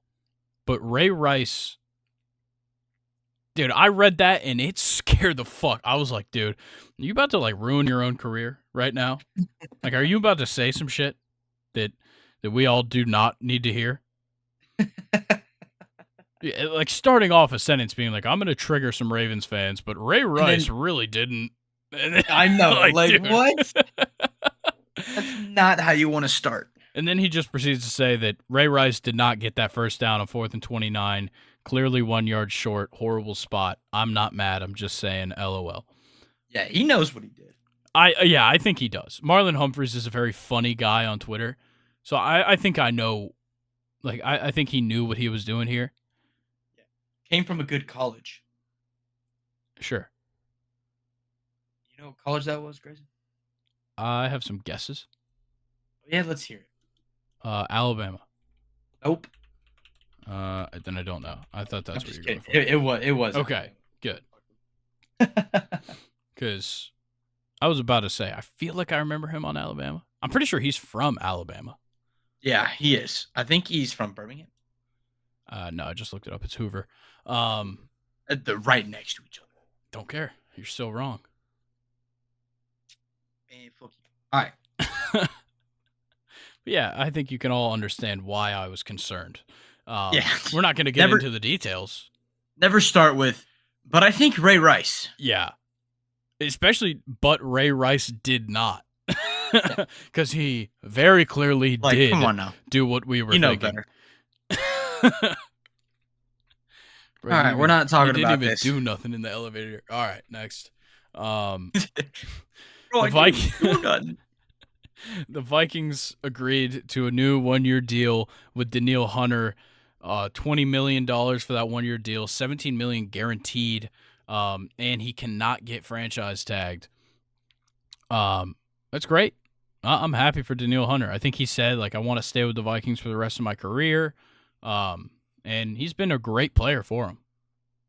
Yeah, that's just keeps that defense elite. Oh yeah, for sure. Next thing though, not really defensive line. Yeah, defense. Really. There's some question marks. Yeah, but gotta fix that secondary. Yeah, let's talk about the top 4 selling jerseys in the NFL shop right now because I'm kind of surprised by them, and oddly enough, well, actually, it's not odd at all. All these jerseys like just dropped. Yeah. They're sick as fuck, too. The number 1 jersey, the Kelly Green Eagles jersey for Jalen Hurts. That's so tough. It is. It really is. The number 1 on that jersey just works. I really want to get it, but I don't want an Eagles jersey. Yeah, no. Look, when it comes to the NFL, I feel like, especially just like professional sports in general, I feel like you're just kind of allowed to get other players' jerseys from other teams, though. Yeah, but that's like saying if I went out and got a Bryce Harper jersey. If you can respect that he's a good player, I wouldn't have a problem with it. Really? So you wouldn't clown me if I showed up in a Bryce Harper jersey? Dude, for like 6 years, Bryce Harper was my favorite non-Braves player. Really? Yeah, I can just respect the fact that he's very good. Look, when he's facing the Braves, I hate his guts. But if he's doing it against anybody else, I don't care. I'm accepting that he is a great baseball player. Jose Urena. Okay, I hate Jose Urena, but only when he was facing the Braves. Yeah, because he was hitting Ronald Acuna. Yeah. He was trying to start some shit. I know. I get what you're saying, though. Yeah, but I can appreciate that he's very good at baseball. Just like I can appreciate that Jalen Hurts is fantastic. Also because the Falcons suck. But back to the jerseys, man. That Kelly Green is just so it's tough. beautiful. And then the second, which very surprising to me, the second highest selling jersey on NFL Shop right now is that Jets throwback inspired jersey that just came out, and it's for Sauce Gardner. Dude, Sauce Gardner is him. He is. But, you know, you don't typically see like a defensive player, especially not a young defensive player, having that many jersey sales. He just made that much of an impact. Yeah, like I would have thought like when this jersey came out, it'd probably be a lot of Rodgers and Garrett Wilson. Fam. But look, Sauce is the face, I guess. Yeah, Sauce and Quinnen Williams. Yeah. Big Q. But number 3, that Oilers throwback for the Titans, Derrick Henry. That shit is beautiful. Oh my God. God, dude. It's between that or the Kelly Green that I'm honestly tempted to buy. Because that Oilers throwback is sick. Dirty. So sick. Give me a Jeffrey Simmons. Fucking, I'm going to order it and wear it to our draft night. I think I'm going to buy a Bijan jersey. I think we should. I think we should all wear jerseys, honestly. Yeah. I actually don't own an NFL jersey. Oh, dude, I got plenty. I got a $5 NFL Atlanta Falcons Super Bowl Mohamed Sanu from China. I might inquire. I literally bought it. Dude, I bought it online for $5. What is it, made of fucking paper? Dude, I don't know, but it's got the Super Bowl patch on it. You can definitely tell how they put it on, but fair enough. I don't know. Maybe I'll just pull up. I have a vintage Dominique Wilkins jersey. Nah, fuck that. What? That doesn't fit for a fantasy football draft?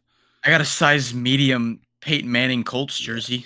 I don't think that one's going to fit. Funny story, actually. I was trying to order a Peyton Manning Colts jersey when I ended up ordering this Dominique Wilkins jersey. The first thing I was going to do was order a Peyton Manning one, the Colts jersey and everything. And I go to order it, and the dude just like sends me a message, and he's like, "Nah, I already sold it." And it was just still up. He was like, "I sold it a week ago." I'm like, "Dude, take it down."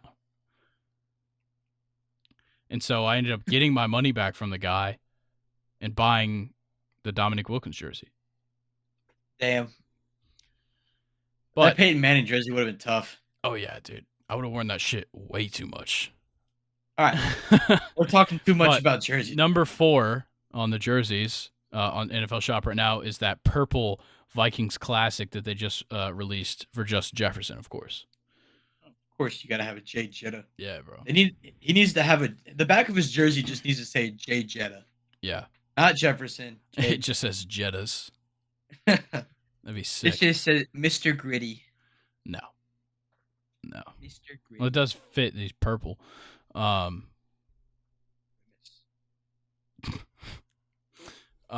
right. I just totally threw myself off, bro. No, you're good, man. You're good. I'm also trying to watch Spencer Strider attempt to strike out Randall Grichuk. But nonetheless, Aaron Rodgers was asked about taking a $35 million pay cut and honestly gave the best answer he could have. He said that now big names move at the trade deadline, and I wanted to make sure that if somebody valuable came available, we'd be able to get him. I'm very happy with the contract. I feel great about it. That is the mindset that we need from Aaron Rodgers. Such a team. Put the team first. Exactly. We've never seen that before with Rodgers. He backs up his coaches. Yep. And he cares about his team. Yeah. Fuck Sean Payton. Fuck Nathaniel Hackett. Whoa. What did he do wrong? Yeah. Everything. It's not like he fucked over the Broncos last season or anything. I think Ryan Clark would say something about that. I think every Broncos fan, actually anybody that watched NFL football last year, would say that he did. He's a horrible head coach. I think he's a fantastic offensive coordinator, though. I don't want any problems, Aaron. Yo, Aaron, come at me, bro. But let's talk about the head coach of the Jets, because he announced that Zach Wilson will play in Thursday night's Hall of Fame game against the Cleveland Browns. And yes, you heard that right. Thursday night, the Hall of Fame game. We got football this week, baby. It might be shit football, and it's worse than a preseason game. We most likely won't see Rodgers, Garrett Wilson, Sauce Gardner, Deshaun Watson, Nick Chubb, or Amari Cooper, but it's football. We're gonna see Duke Johnson. we're gonna see Michael Carter. Yeah. Who else? Zonovan Knight. Oh yeah. Maybe we see Mecole Hardman. Probably not. Probably will see Corey Davis. Probably. Bum. But nonetheless, football's back, baby. Let's go. What? We only got 5 more Sundays? Something like that. Yeah. Look, we got Hall of Fame game on Thursday, and then preseason week 1 starts Thursday, August 10th. It's lit, baby.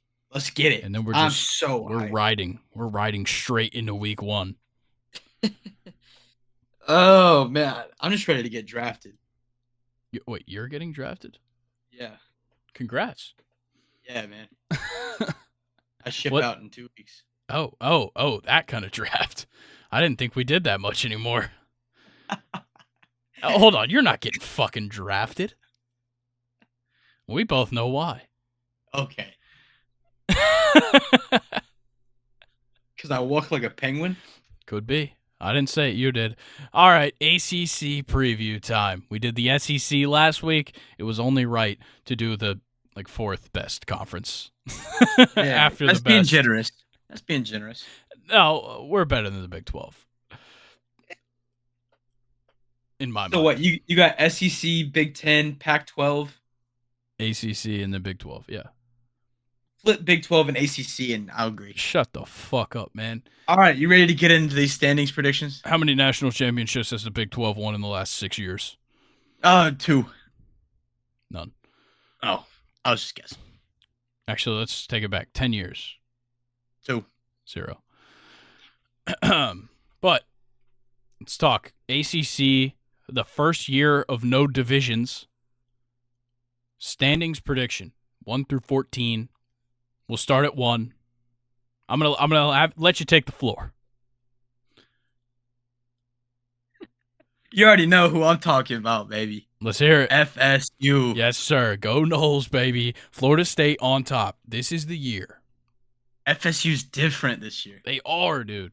Jordan Travis is different. Trey Benson is different. Johnny Wilson is 10 times more than different. Motherfucker's 6'7".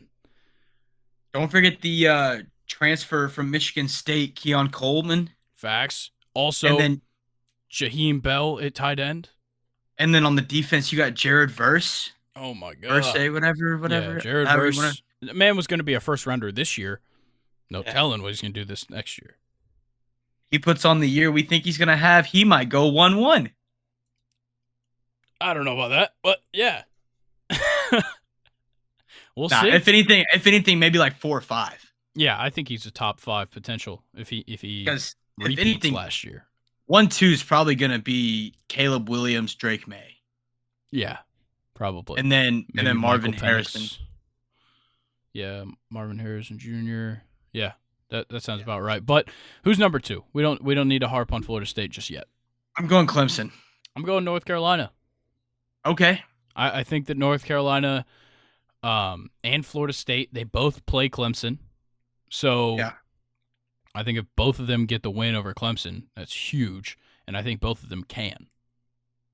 Yeah.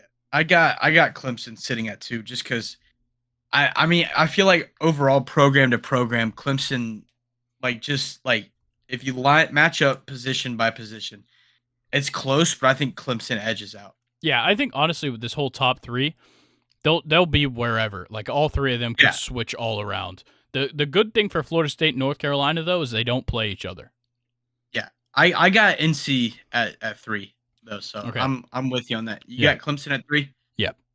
Okay, yeah. So 2 and 3 can flip flop. I think it's certain that FSU, if they stay healthy, will finish on top. Yeah, look, these are all 3 of these teams are 10 to 12 win teams. Yeah, for sure. So that's kind of where it is, and then you get a bit of a drop off at number 4. Who do you have there? I got NC State. Okay, I got Pitt at number 4. Really? Yeah, I think they're gonna have a pretty solid season. Okay. I see them as like an 8 win team, 7-8 win. Yeah, I can agree with that. I don't know. I just feel like NC State, they've shown me good football over the past couple years. Yeah, it just seems like they always lose a guy, and then it just kind of it slowly goes downhill. And Devin Leary is the guy they lost this time. Yeah, that's the problem. But I don't know. I've heard good things coming out. Just like some articles and stuff. Some good work. But next, I don't know. I was very, very troubled when I put them. But at 5, I put Miami. Same. Yeah, I think there's the opportunity for them to be pretty good. I don't think they'll be great. I think 7-5 is kind of Miami right there. Yeah. But I don't know. They have the opportunity to be very good. They have a good defense this year. Yeah, they have this safety Carmen Kitchens. Yep. That's a hawk. Yeah. The dude is nasty. But I'll be talking about him later. Oh, is he in your? Yeah, I got you, dude. Me too. But I have Pitt coming in at 6. Okay, I've got Duke at 6. Really? Yeah, Duke. Yeah. They have a very good quarterback. Do not sleep on Riley Leonard. Riley Leonard. Very good. Okay. See, so after 6, after Pitt, I got Louisville. Okay, I've got NC State here. Okay. And then after Louisville, I had Duke. Okay, I have Louisville after NC State. So top 7. Yeah, top 7, right where it should 8. be.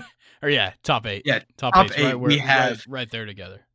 And I'm just sort of listing them off now because I don't really care too much about talking about these bottom teams. Yeah. So like you want to just list off the rest of these? Go ahead, list yours off, and then I'll do mine in my order. All right.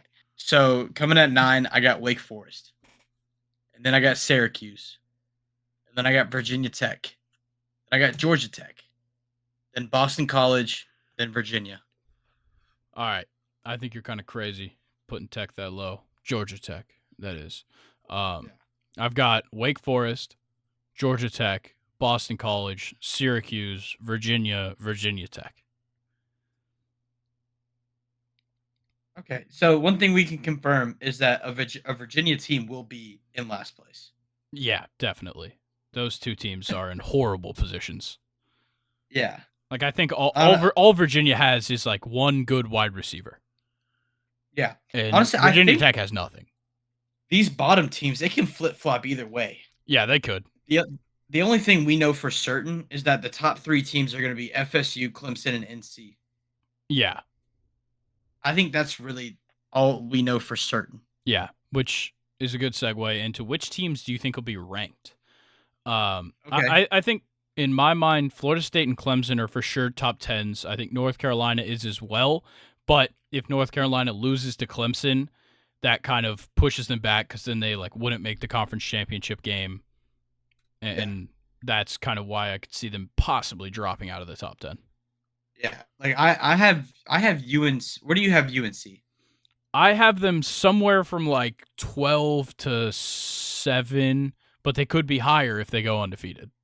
I had UNC at 14. Okay. Yeah.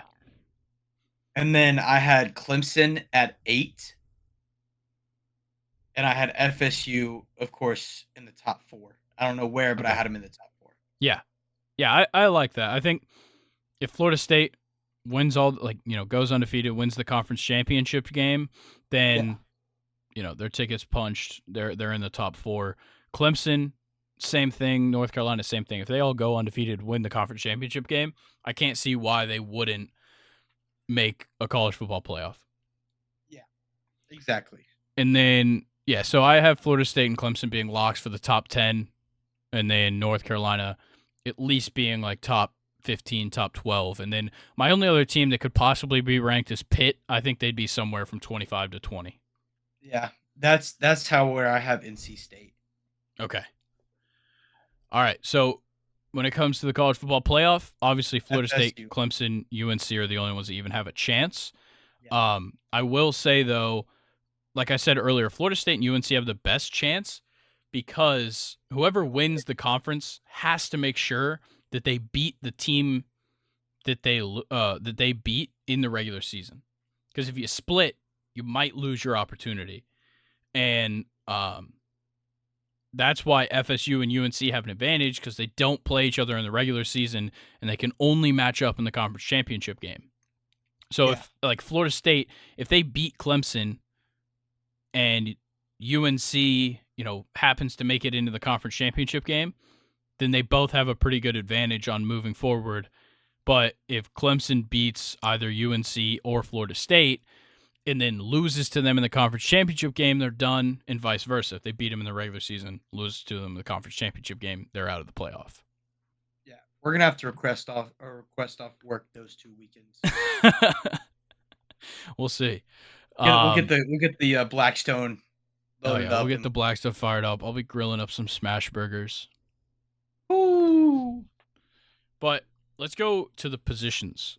Instead of doing Heisman candidates, because there's really only like 2, we're going to do the top 3 QBs. Number 1, I got Drake May. I want to put Jordan Travis there, but from what I've seen from Drake May, he's so complete. Yeah. He gives me more that NFL look than what Jordan Travis does. Yeah, I'm in the same boat there. I love Jordan Travis, and I think college quarterback-wise, he's probably better just because of how elite of a runner he is. Mm-hmm. But I think that Drake May is a little bit more of that NFL prototype, more than Jordan Travis, at least. Yeah, I 100% agree. Like, I got Jordan Travis at the 2 spot behind Drake May. Yeah.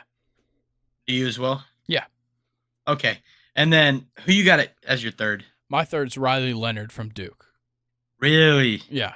I really got Cade from Clemson. Yeah, Cade's my first one off. I haven't been that impressed from what I've seen, even though it's a small sample size. I have not been impressed by Cade Klubnik. Yeah. I'm gonna be honest. I just haven't really heard much myself from Riley Leonard. So and you're not going to hear much from any Duke quarterback unless he just comes out and wins. Yeah, every game. It's kind of like Daniel Jones. Like, nobody really heard of him. And then Duke had a good season, and he went pretty high in the draft. Yeah, and he's balling out for the Giants. Yeah, now he makes $40 million. Or whatever it is. So, yeah, I like those rankings. I think that Cade Klubnik certainly could be great. I just think that he's got some work to do. Yeah, from not seeing all that much of him yet, I'm not that impressed, and I am impressed by Riley Leonard. Well, I think it's because we were given Deshaun Watson and then Trevor Lawrence. Yeah, and then we had to see the horrible play of DJ. Yeah. And now Cade Klubnik's just the comeback. Yeah, like he's the step in the right direction after DJ. Yeah. I don't know what Clemson was thinking about when they signed DJ. Well, they were thinking about the fact that he was the number 1 quarterback coming out of a prestigious quarterback school, and was very good. Now That's he what they were sucks. thinking. Now he sucks. Yeah, he does suck now. But let's talk running backs. All right. I got Will Shipley. Okay. I like Will Shipley a lot. You're taking Trey Benson. Yeah, I'm taking Trey Benson. How could I not? How can I not take Trey Benson number one? That's just that injury he's coming off of is the only thing that kept. Yeah, I'm not scared. Yeah, that's the only thing that kept me from putting him one. Look, I like Will Shipley. Yeah. But I think he's just overinflated by his usage because they used him a lot last year. And it's not going to go away. They're going to use him a lot this year. Yeah. That's what, he's going to put up the numbers, but he's going to have, double the carries of Trey Benson because Trey Benson's got to share the ball, not just with the passing game, but also with Lawrence Toafili and the other guys in that running back room. Yeah. I don't know. They could go either way. Those players that could go either way. But if, say, we come back to it once college football starts and Trey Benson's just taking the league by storm. Yeah, I wouldn't be surprised. Yeah. So obviously that's our top two, I'm guessing. Yeah. Okay. I'm curious who you have at the 3 spot. I have Jahar Jordan. Oh, same. Louisville. Yeah. Same. We didn't get a huge sample size from him last year, but 142 carries, 815 yards, 4 touchdowns. And you take out the fact that you had, what was it, Malik Cunningham at quarterback who liked to run the ball a lot. You take that away from them, and now Jahar Jordan gets a ton more carries. Yeah, absolutely. We're about to see that sample size quadruple this season. Yeah, he's technically in his 5th year this season. He played in 2015, 2019, 2021, and now 2022. And I got to say, I'm pretty happy with what we saw last year. I believe he transferred to Louisville, from Syracuse after 2019, 2020, which was, he gained an eligibility year there, and then 2021. I'm super happy with what we've seen from Jahar Jordan. He's a little bit smaller, but, that's kind of normal, 210, 180. He's got crazy speed. That's the big thing. Which that's been the trend in college recently is elusive, fast, and hit your gaps, and can run a 90-yard touchdown within the snap of a finger. Oh, yeah. He's very good. Yeah, because everyone's got their fair share of, dominant running backs, like your Derrick Henrys and stuff like that. But to see the elusive running backs is always going to be staple of a running back. Yeah, for sure. Let's hop into wide receivers. You already know who my number one is. Mine's Johnny Wilson. Yeah, same. He is so far ahead of the field when it comes to wide receivers in this conference. I was looking at the wide receiver list, and Johnny Wilson was just the most obvious number one. Yo, he is undeniable. He's 6'7", 240. And he's fast as shit, and he can jump. Bro, he's like top 5 in almost all of college football. Yeah, bro should be a small forward. He's insane. And just the embodiment of the strength of Florida State in the transfer portal. Getting him from Arizona State last year was so huge. And last season, he only had 43 receptions. He had 897 yards and 5 touchdowns. Should have had way more touchdowns, but, he was getting a little bit more used when he has space. That's his biggest thing. Maybe he was not going to get a ton of touchdowns, but what he's going to do is make catches when he's got space to move. And he's also had his fair share of absolutely beautiful touchdown catches, like that one in the back corner of the end zone. I can't remember who we were playing, but that catch was ridiculous. And I think that this year is going to be just no exception to his greatness. Yeah, I think it'll be a breakout year for him for sure. All right, who's your second guy? I'm interested to hear. I got Ollie Jennings from Virginia Tech. Yeah, he's really good. I just don't trust their quarterback play. Yeah, I was on the fence about it, but that's who I got at my 2 spot. All right, my 2 spot, I have another Florida State one. Keon Coleman. He's a transfer. Came in from Michigan State. He's going to be a force to be reckoned with. Last year at Michigan State, 58 receptions, 798 yards, 7 touchdowns, 6'4", 215. So another huge wide receiver. Very physical. I can't imagine an offense with these 2 wide receivers. Like, it's crazy. It's like having Julio Jones and DeAndre Hopkins in their prime. Yeah, and he's playing in warmer weather now. Yeah. So Yeah, look, the kid's from Louisiana, man. He needs that weather. Yeah. I had him at number 3. All right. Yeah, the kid's insanely good and just such a perfect build for a wide receiver. Just don't list off another Florida State wide receiver. I'm not. I have another. Mine is Tez Walker from UNC. Okay. I can't remember where he transferred from. I'm going to pull it up now. Give me 1 second. He transferred from Kent State. And I think he's going to be the biggest weapon for Drake May this year. Last season, he had 58 receptions for 921 yards and 11 touchdowns for Kent State. And I see this year going no different. Yeah. I like that. He even had a rushing touchdown last year. Really? Yeah. 3 carries, 29 yards, 1 rushing touchdown. Running like a sweep or something? Couldn't tell you. I would assume that's the case. Yeah. But yeah, I'm excited to see what Drake May and Devontae Walker can do together. Yeah. I mean, ACC's got some good wide receivers. They do, man. They definitely do. But let's talk defense. I have Jared Verse at number 1. It feels so biased to be taking Florida State players at number 1. It's and like really all of not. These. It's really not. They have such good talent. Because I'm taking him as well. Yeah. Look, he was already projected like late first rounder last year. He decides to stay at Florida State so that he can get another year in that Power 5 level. Yeah.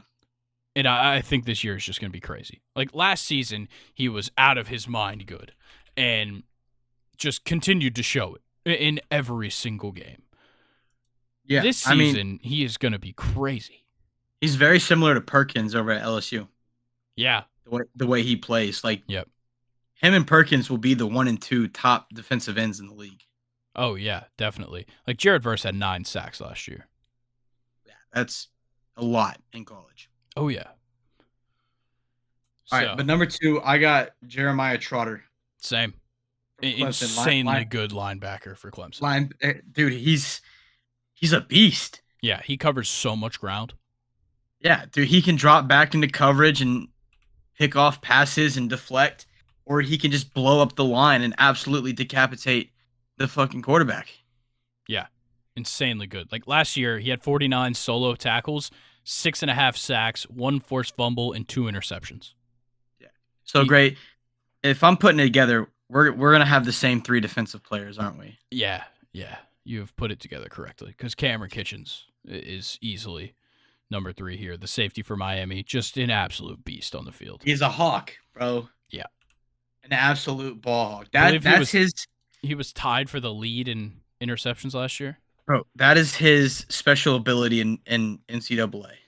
Yeah, his ball hawk. Yeah, like the man will roam the whole field. Yeah, and he hits like a fucking train, especially for being 5'11", 202.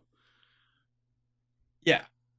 I'm trying to think of fucking his name from Seattle. Main safety from Legion of Boom. Why can I not? Chancellor? Yes. That's who he reminds me of when he plays. Yep. Like, jeez. Yeah, he is a force to be reckoned with. Too bad Miami's shit. Yeah, man. Why couldn't he just transfer to Florida State? That's what I'm saying. He should have. Or Bama. I would have taken Bama. Nah. Yeah. You guys will be all right. I guess I'll take Kool-Aid at the DB spot. Yeah, you'll be okay. But that's gonna do it for the ACC. I'm excited. I think this will be one of the better ACC seasons that we see. Because usually recently it's shit football coming out of this. It's typically pretty bad. But we got a couple teams that we can look forward to having great seasons and Yeah. giving SEC, Big Ten run for their money. Oh yeah. It's certainly a top-heavy conference, but Oh yeah. it's certainly got its strengths. But let's get into some fun, man. Top Yes, 5. sir. We're going away from top 3, bottom 3 this week. We're doing a top 5 draft.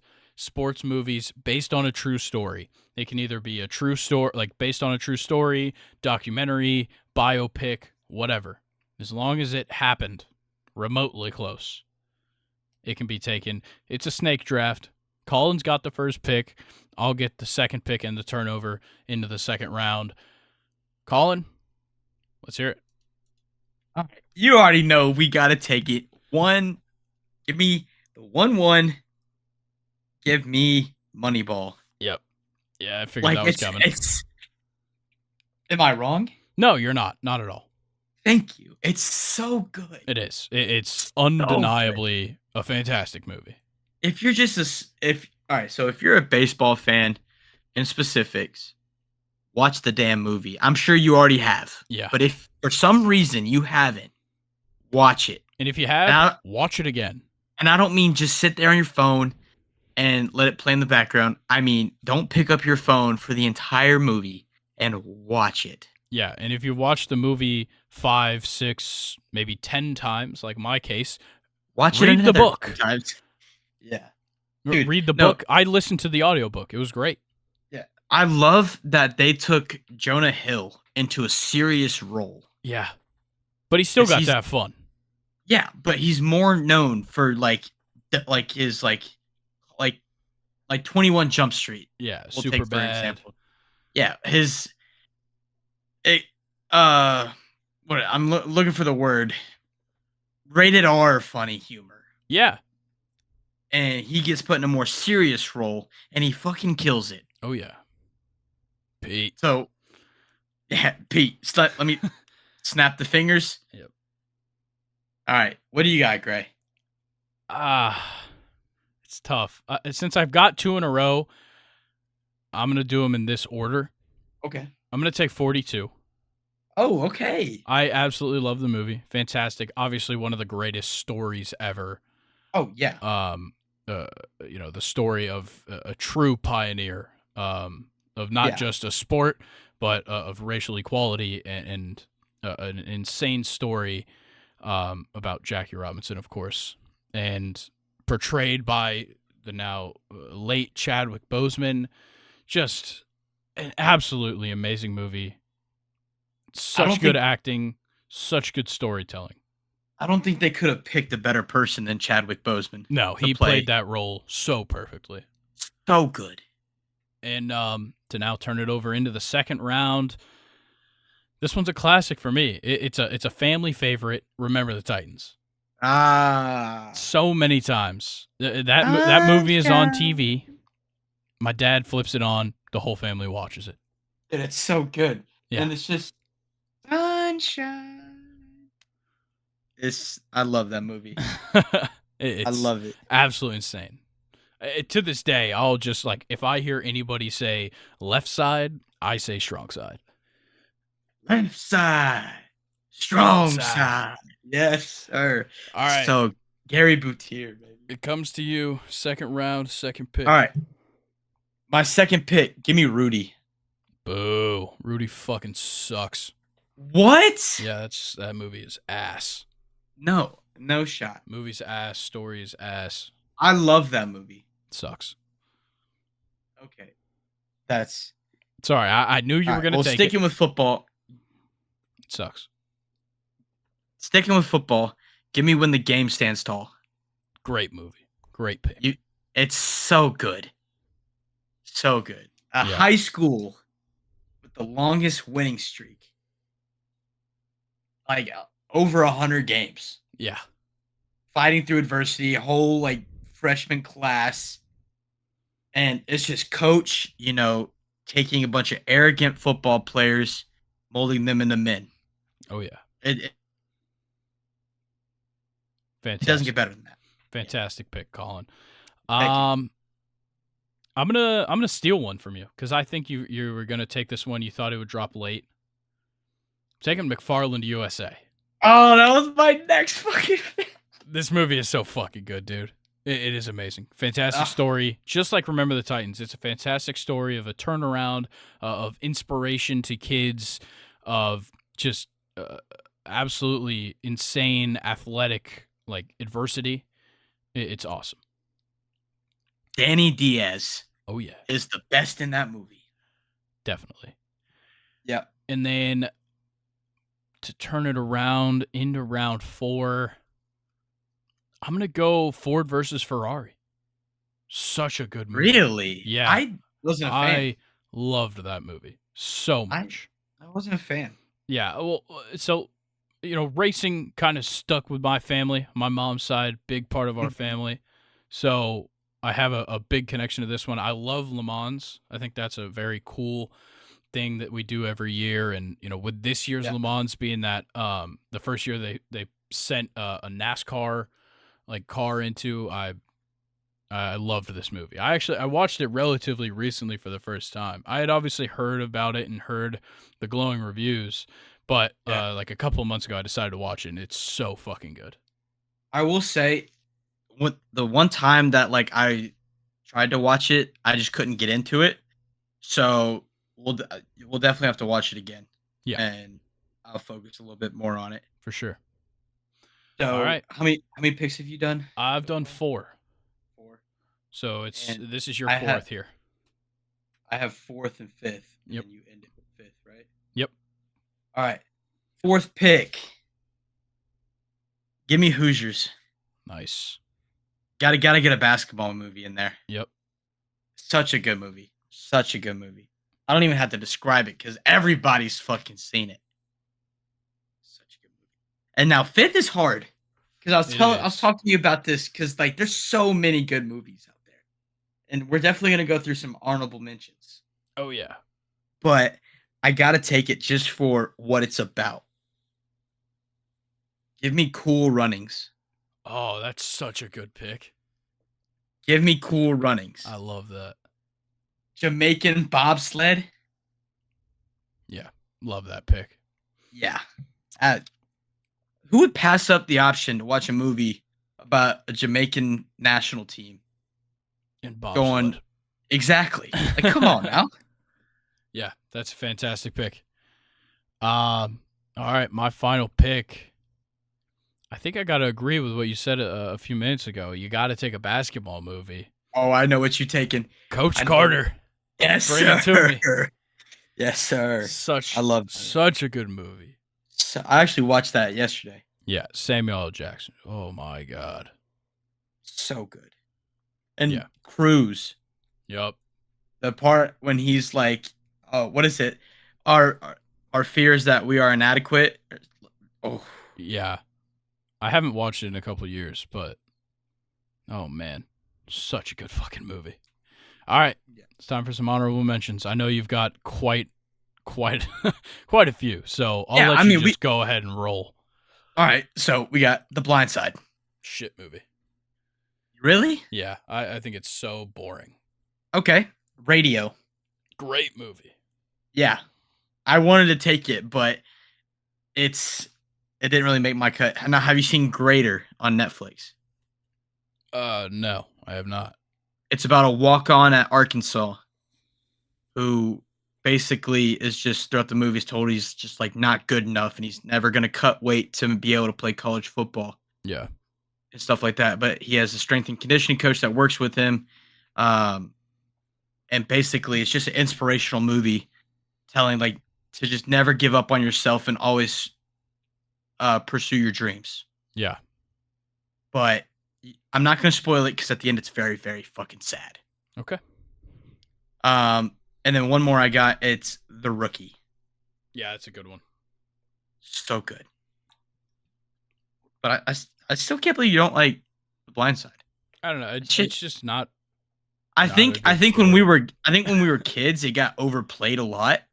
Well, I think it's just overhyped in general. It's a decent Yeah. movie, but the fact that people think it's so good makes it worse. Yeah. Like it's got a good story, but there's just so many better stories Yeah, definitely. and stuff like that. And like it had great actors. Like don't get me wrong, Sandra Bullock played great in it. Yeah. and the little boy. I don't know his real name, but so good. Yeah, but he's not a better character than the little girl in Remember the Titans. No, dude. Yeah. But my honorable mentions Trouble with the Curve. It's Oh kind of my- it's kind of shit. Like when you actually like forgot. watch it and like break it down from like a film standpoint, but I love Yeah. it. I love it so much. Also Draft Day. Yeah. Once again, one of Yeah. those movies that like when you look at it, it's kind of shit, but like It's such a good fun watch. movie to watch. Yeah. Like you pancake eating motherfucker. Yeah. But also, hold on, before you keep going, I got one more that I forgot. Okay. $1 Million Arm. I was never a huge fan of that one, but like I What? respect the story. Yeah, like getting two guys from India Yeah. becoming the first two Indian Major League Baseball players. Yeah. It's not bad. So My other one is Rush, the one with Chris Hemsworth and yeah, I'm blanking on his name. Is it the Formula One? Yeah. Right? Yeah. Yeah. I'm trying to remember the actor's name. I think it's Daniel Bruhl. Yes. Yeah, Daniel Bruhl plays Michael Schumacher. Such a good fucking movie. Yeah. It's incredible. I've never seen it. Really? Dude, you got to watch it. It's on Netflix. All right, I'll watch it. I'll probably watch it tonight going to bed. Yeah, it is so fucking good. Just absolutely like it's like action packed, but also like, you know, it's got sad moments, it's got great moments, it's got funny, like literally like a roller coaster. Such a good fucking movie. Yeah, for sure. All right. I can't really talk about too much about it. Hold on. Oh, but there's also Race. Story about Jesse Owens. Yeah, that one's really good. Seabiscuit. Yes. Seabiscuit. There's just so many good options, man. Yeah, there is. Like we could sit here for hours and talk about it. Yeah, we could genuinely. Bull Durham. Yeah, A Field of Their Own. Field of Dreams. A League of Their Own. Or yeah, that's what I meant to say. I mixed the two up okay. together. Yeah, A League of Their Own, Field of Dreams. Like it's just it's everywhere, man. Yeah. 8 Men Out. Yeah. What's the one with Mark Wahlberg? He's like plays for the Eagles or whatever. Oh, Invincible. Yeah. Yes. That one's great. That's on Disney Plus. Yeah. The greatest game ever played. Yep. Shia LaBeouf. Yeah, Golf. that one's great. All right, we gotta stop. Yeah, we're gonna go. We need we're to gonna stop. go all night. And we've already gone 2 hours and 19, almost 20 minutes. So we appreciate you guys joining us for the ride. And if you really want to show that you ride with us, make sure you're following us on all social media platforms. Make sure you're liking, subscribing, commenting on YouTube. Make sure that you are leaving a 5-star review and following on Spotify and Apple. And if you're on another streaming service, I don't know, just keep watching. I don't think there's anything else you could really do, but keep watching. And we'll keep making them. So, yeah, I think that's going to do it for us. Colin, thank you once again for joining us. Yeah, and then let me just tell you, and if you try to give us the answer that you don't have enough time, I know damn well you got to drive somewhere throughout the day, play it in the car. Yeah. Listen to it before you go to sleep. Listen to it while you're shitting. Listen to it while you're in the shower. Yeah, throw it on in the shower. Make the whole house listen. Yeah, there we go. But also make them play it individually on their own devices. Yeah, we got to get those views up. Yep. All right. We'll catch y'all next week. Well, Colin will catch y'all next week. All right. I'll catch y'all on Friday. Peace. Peace.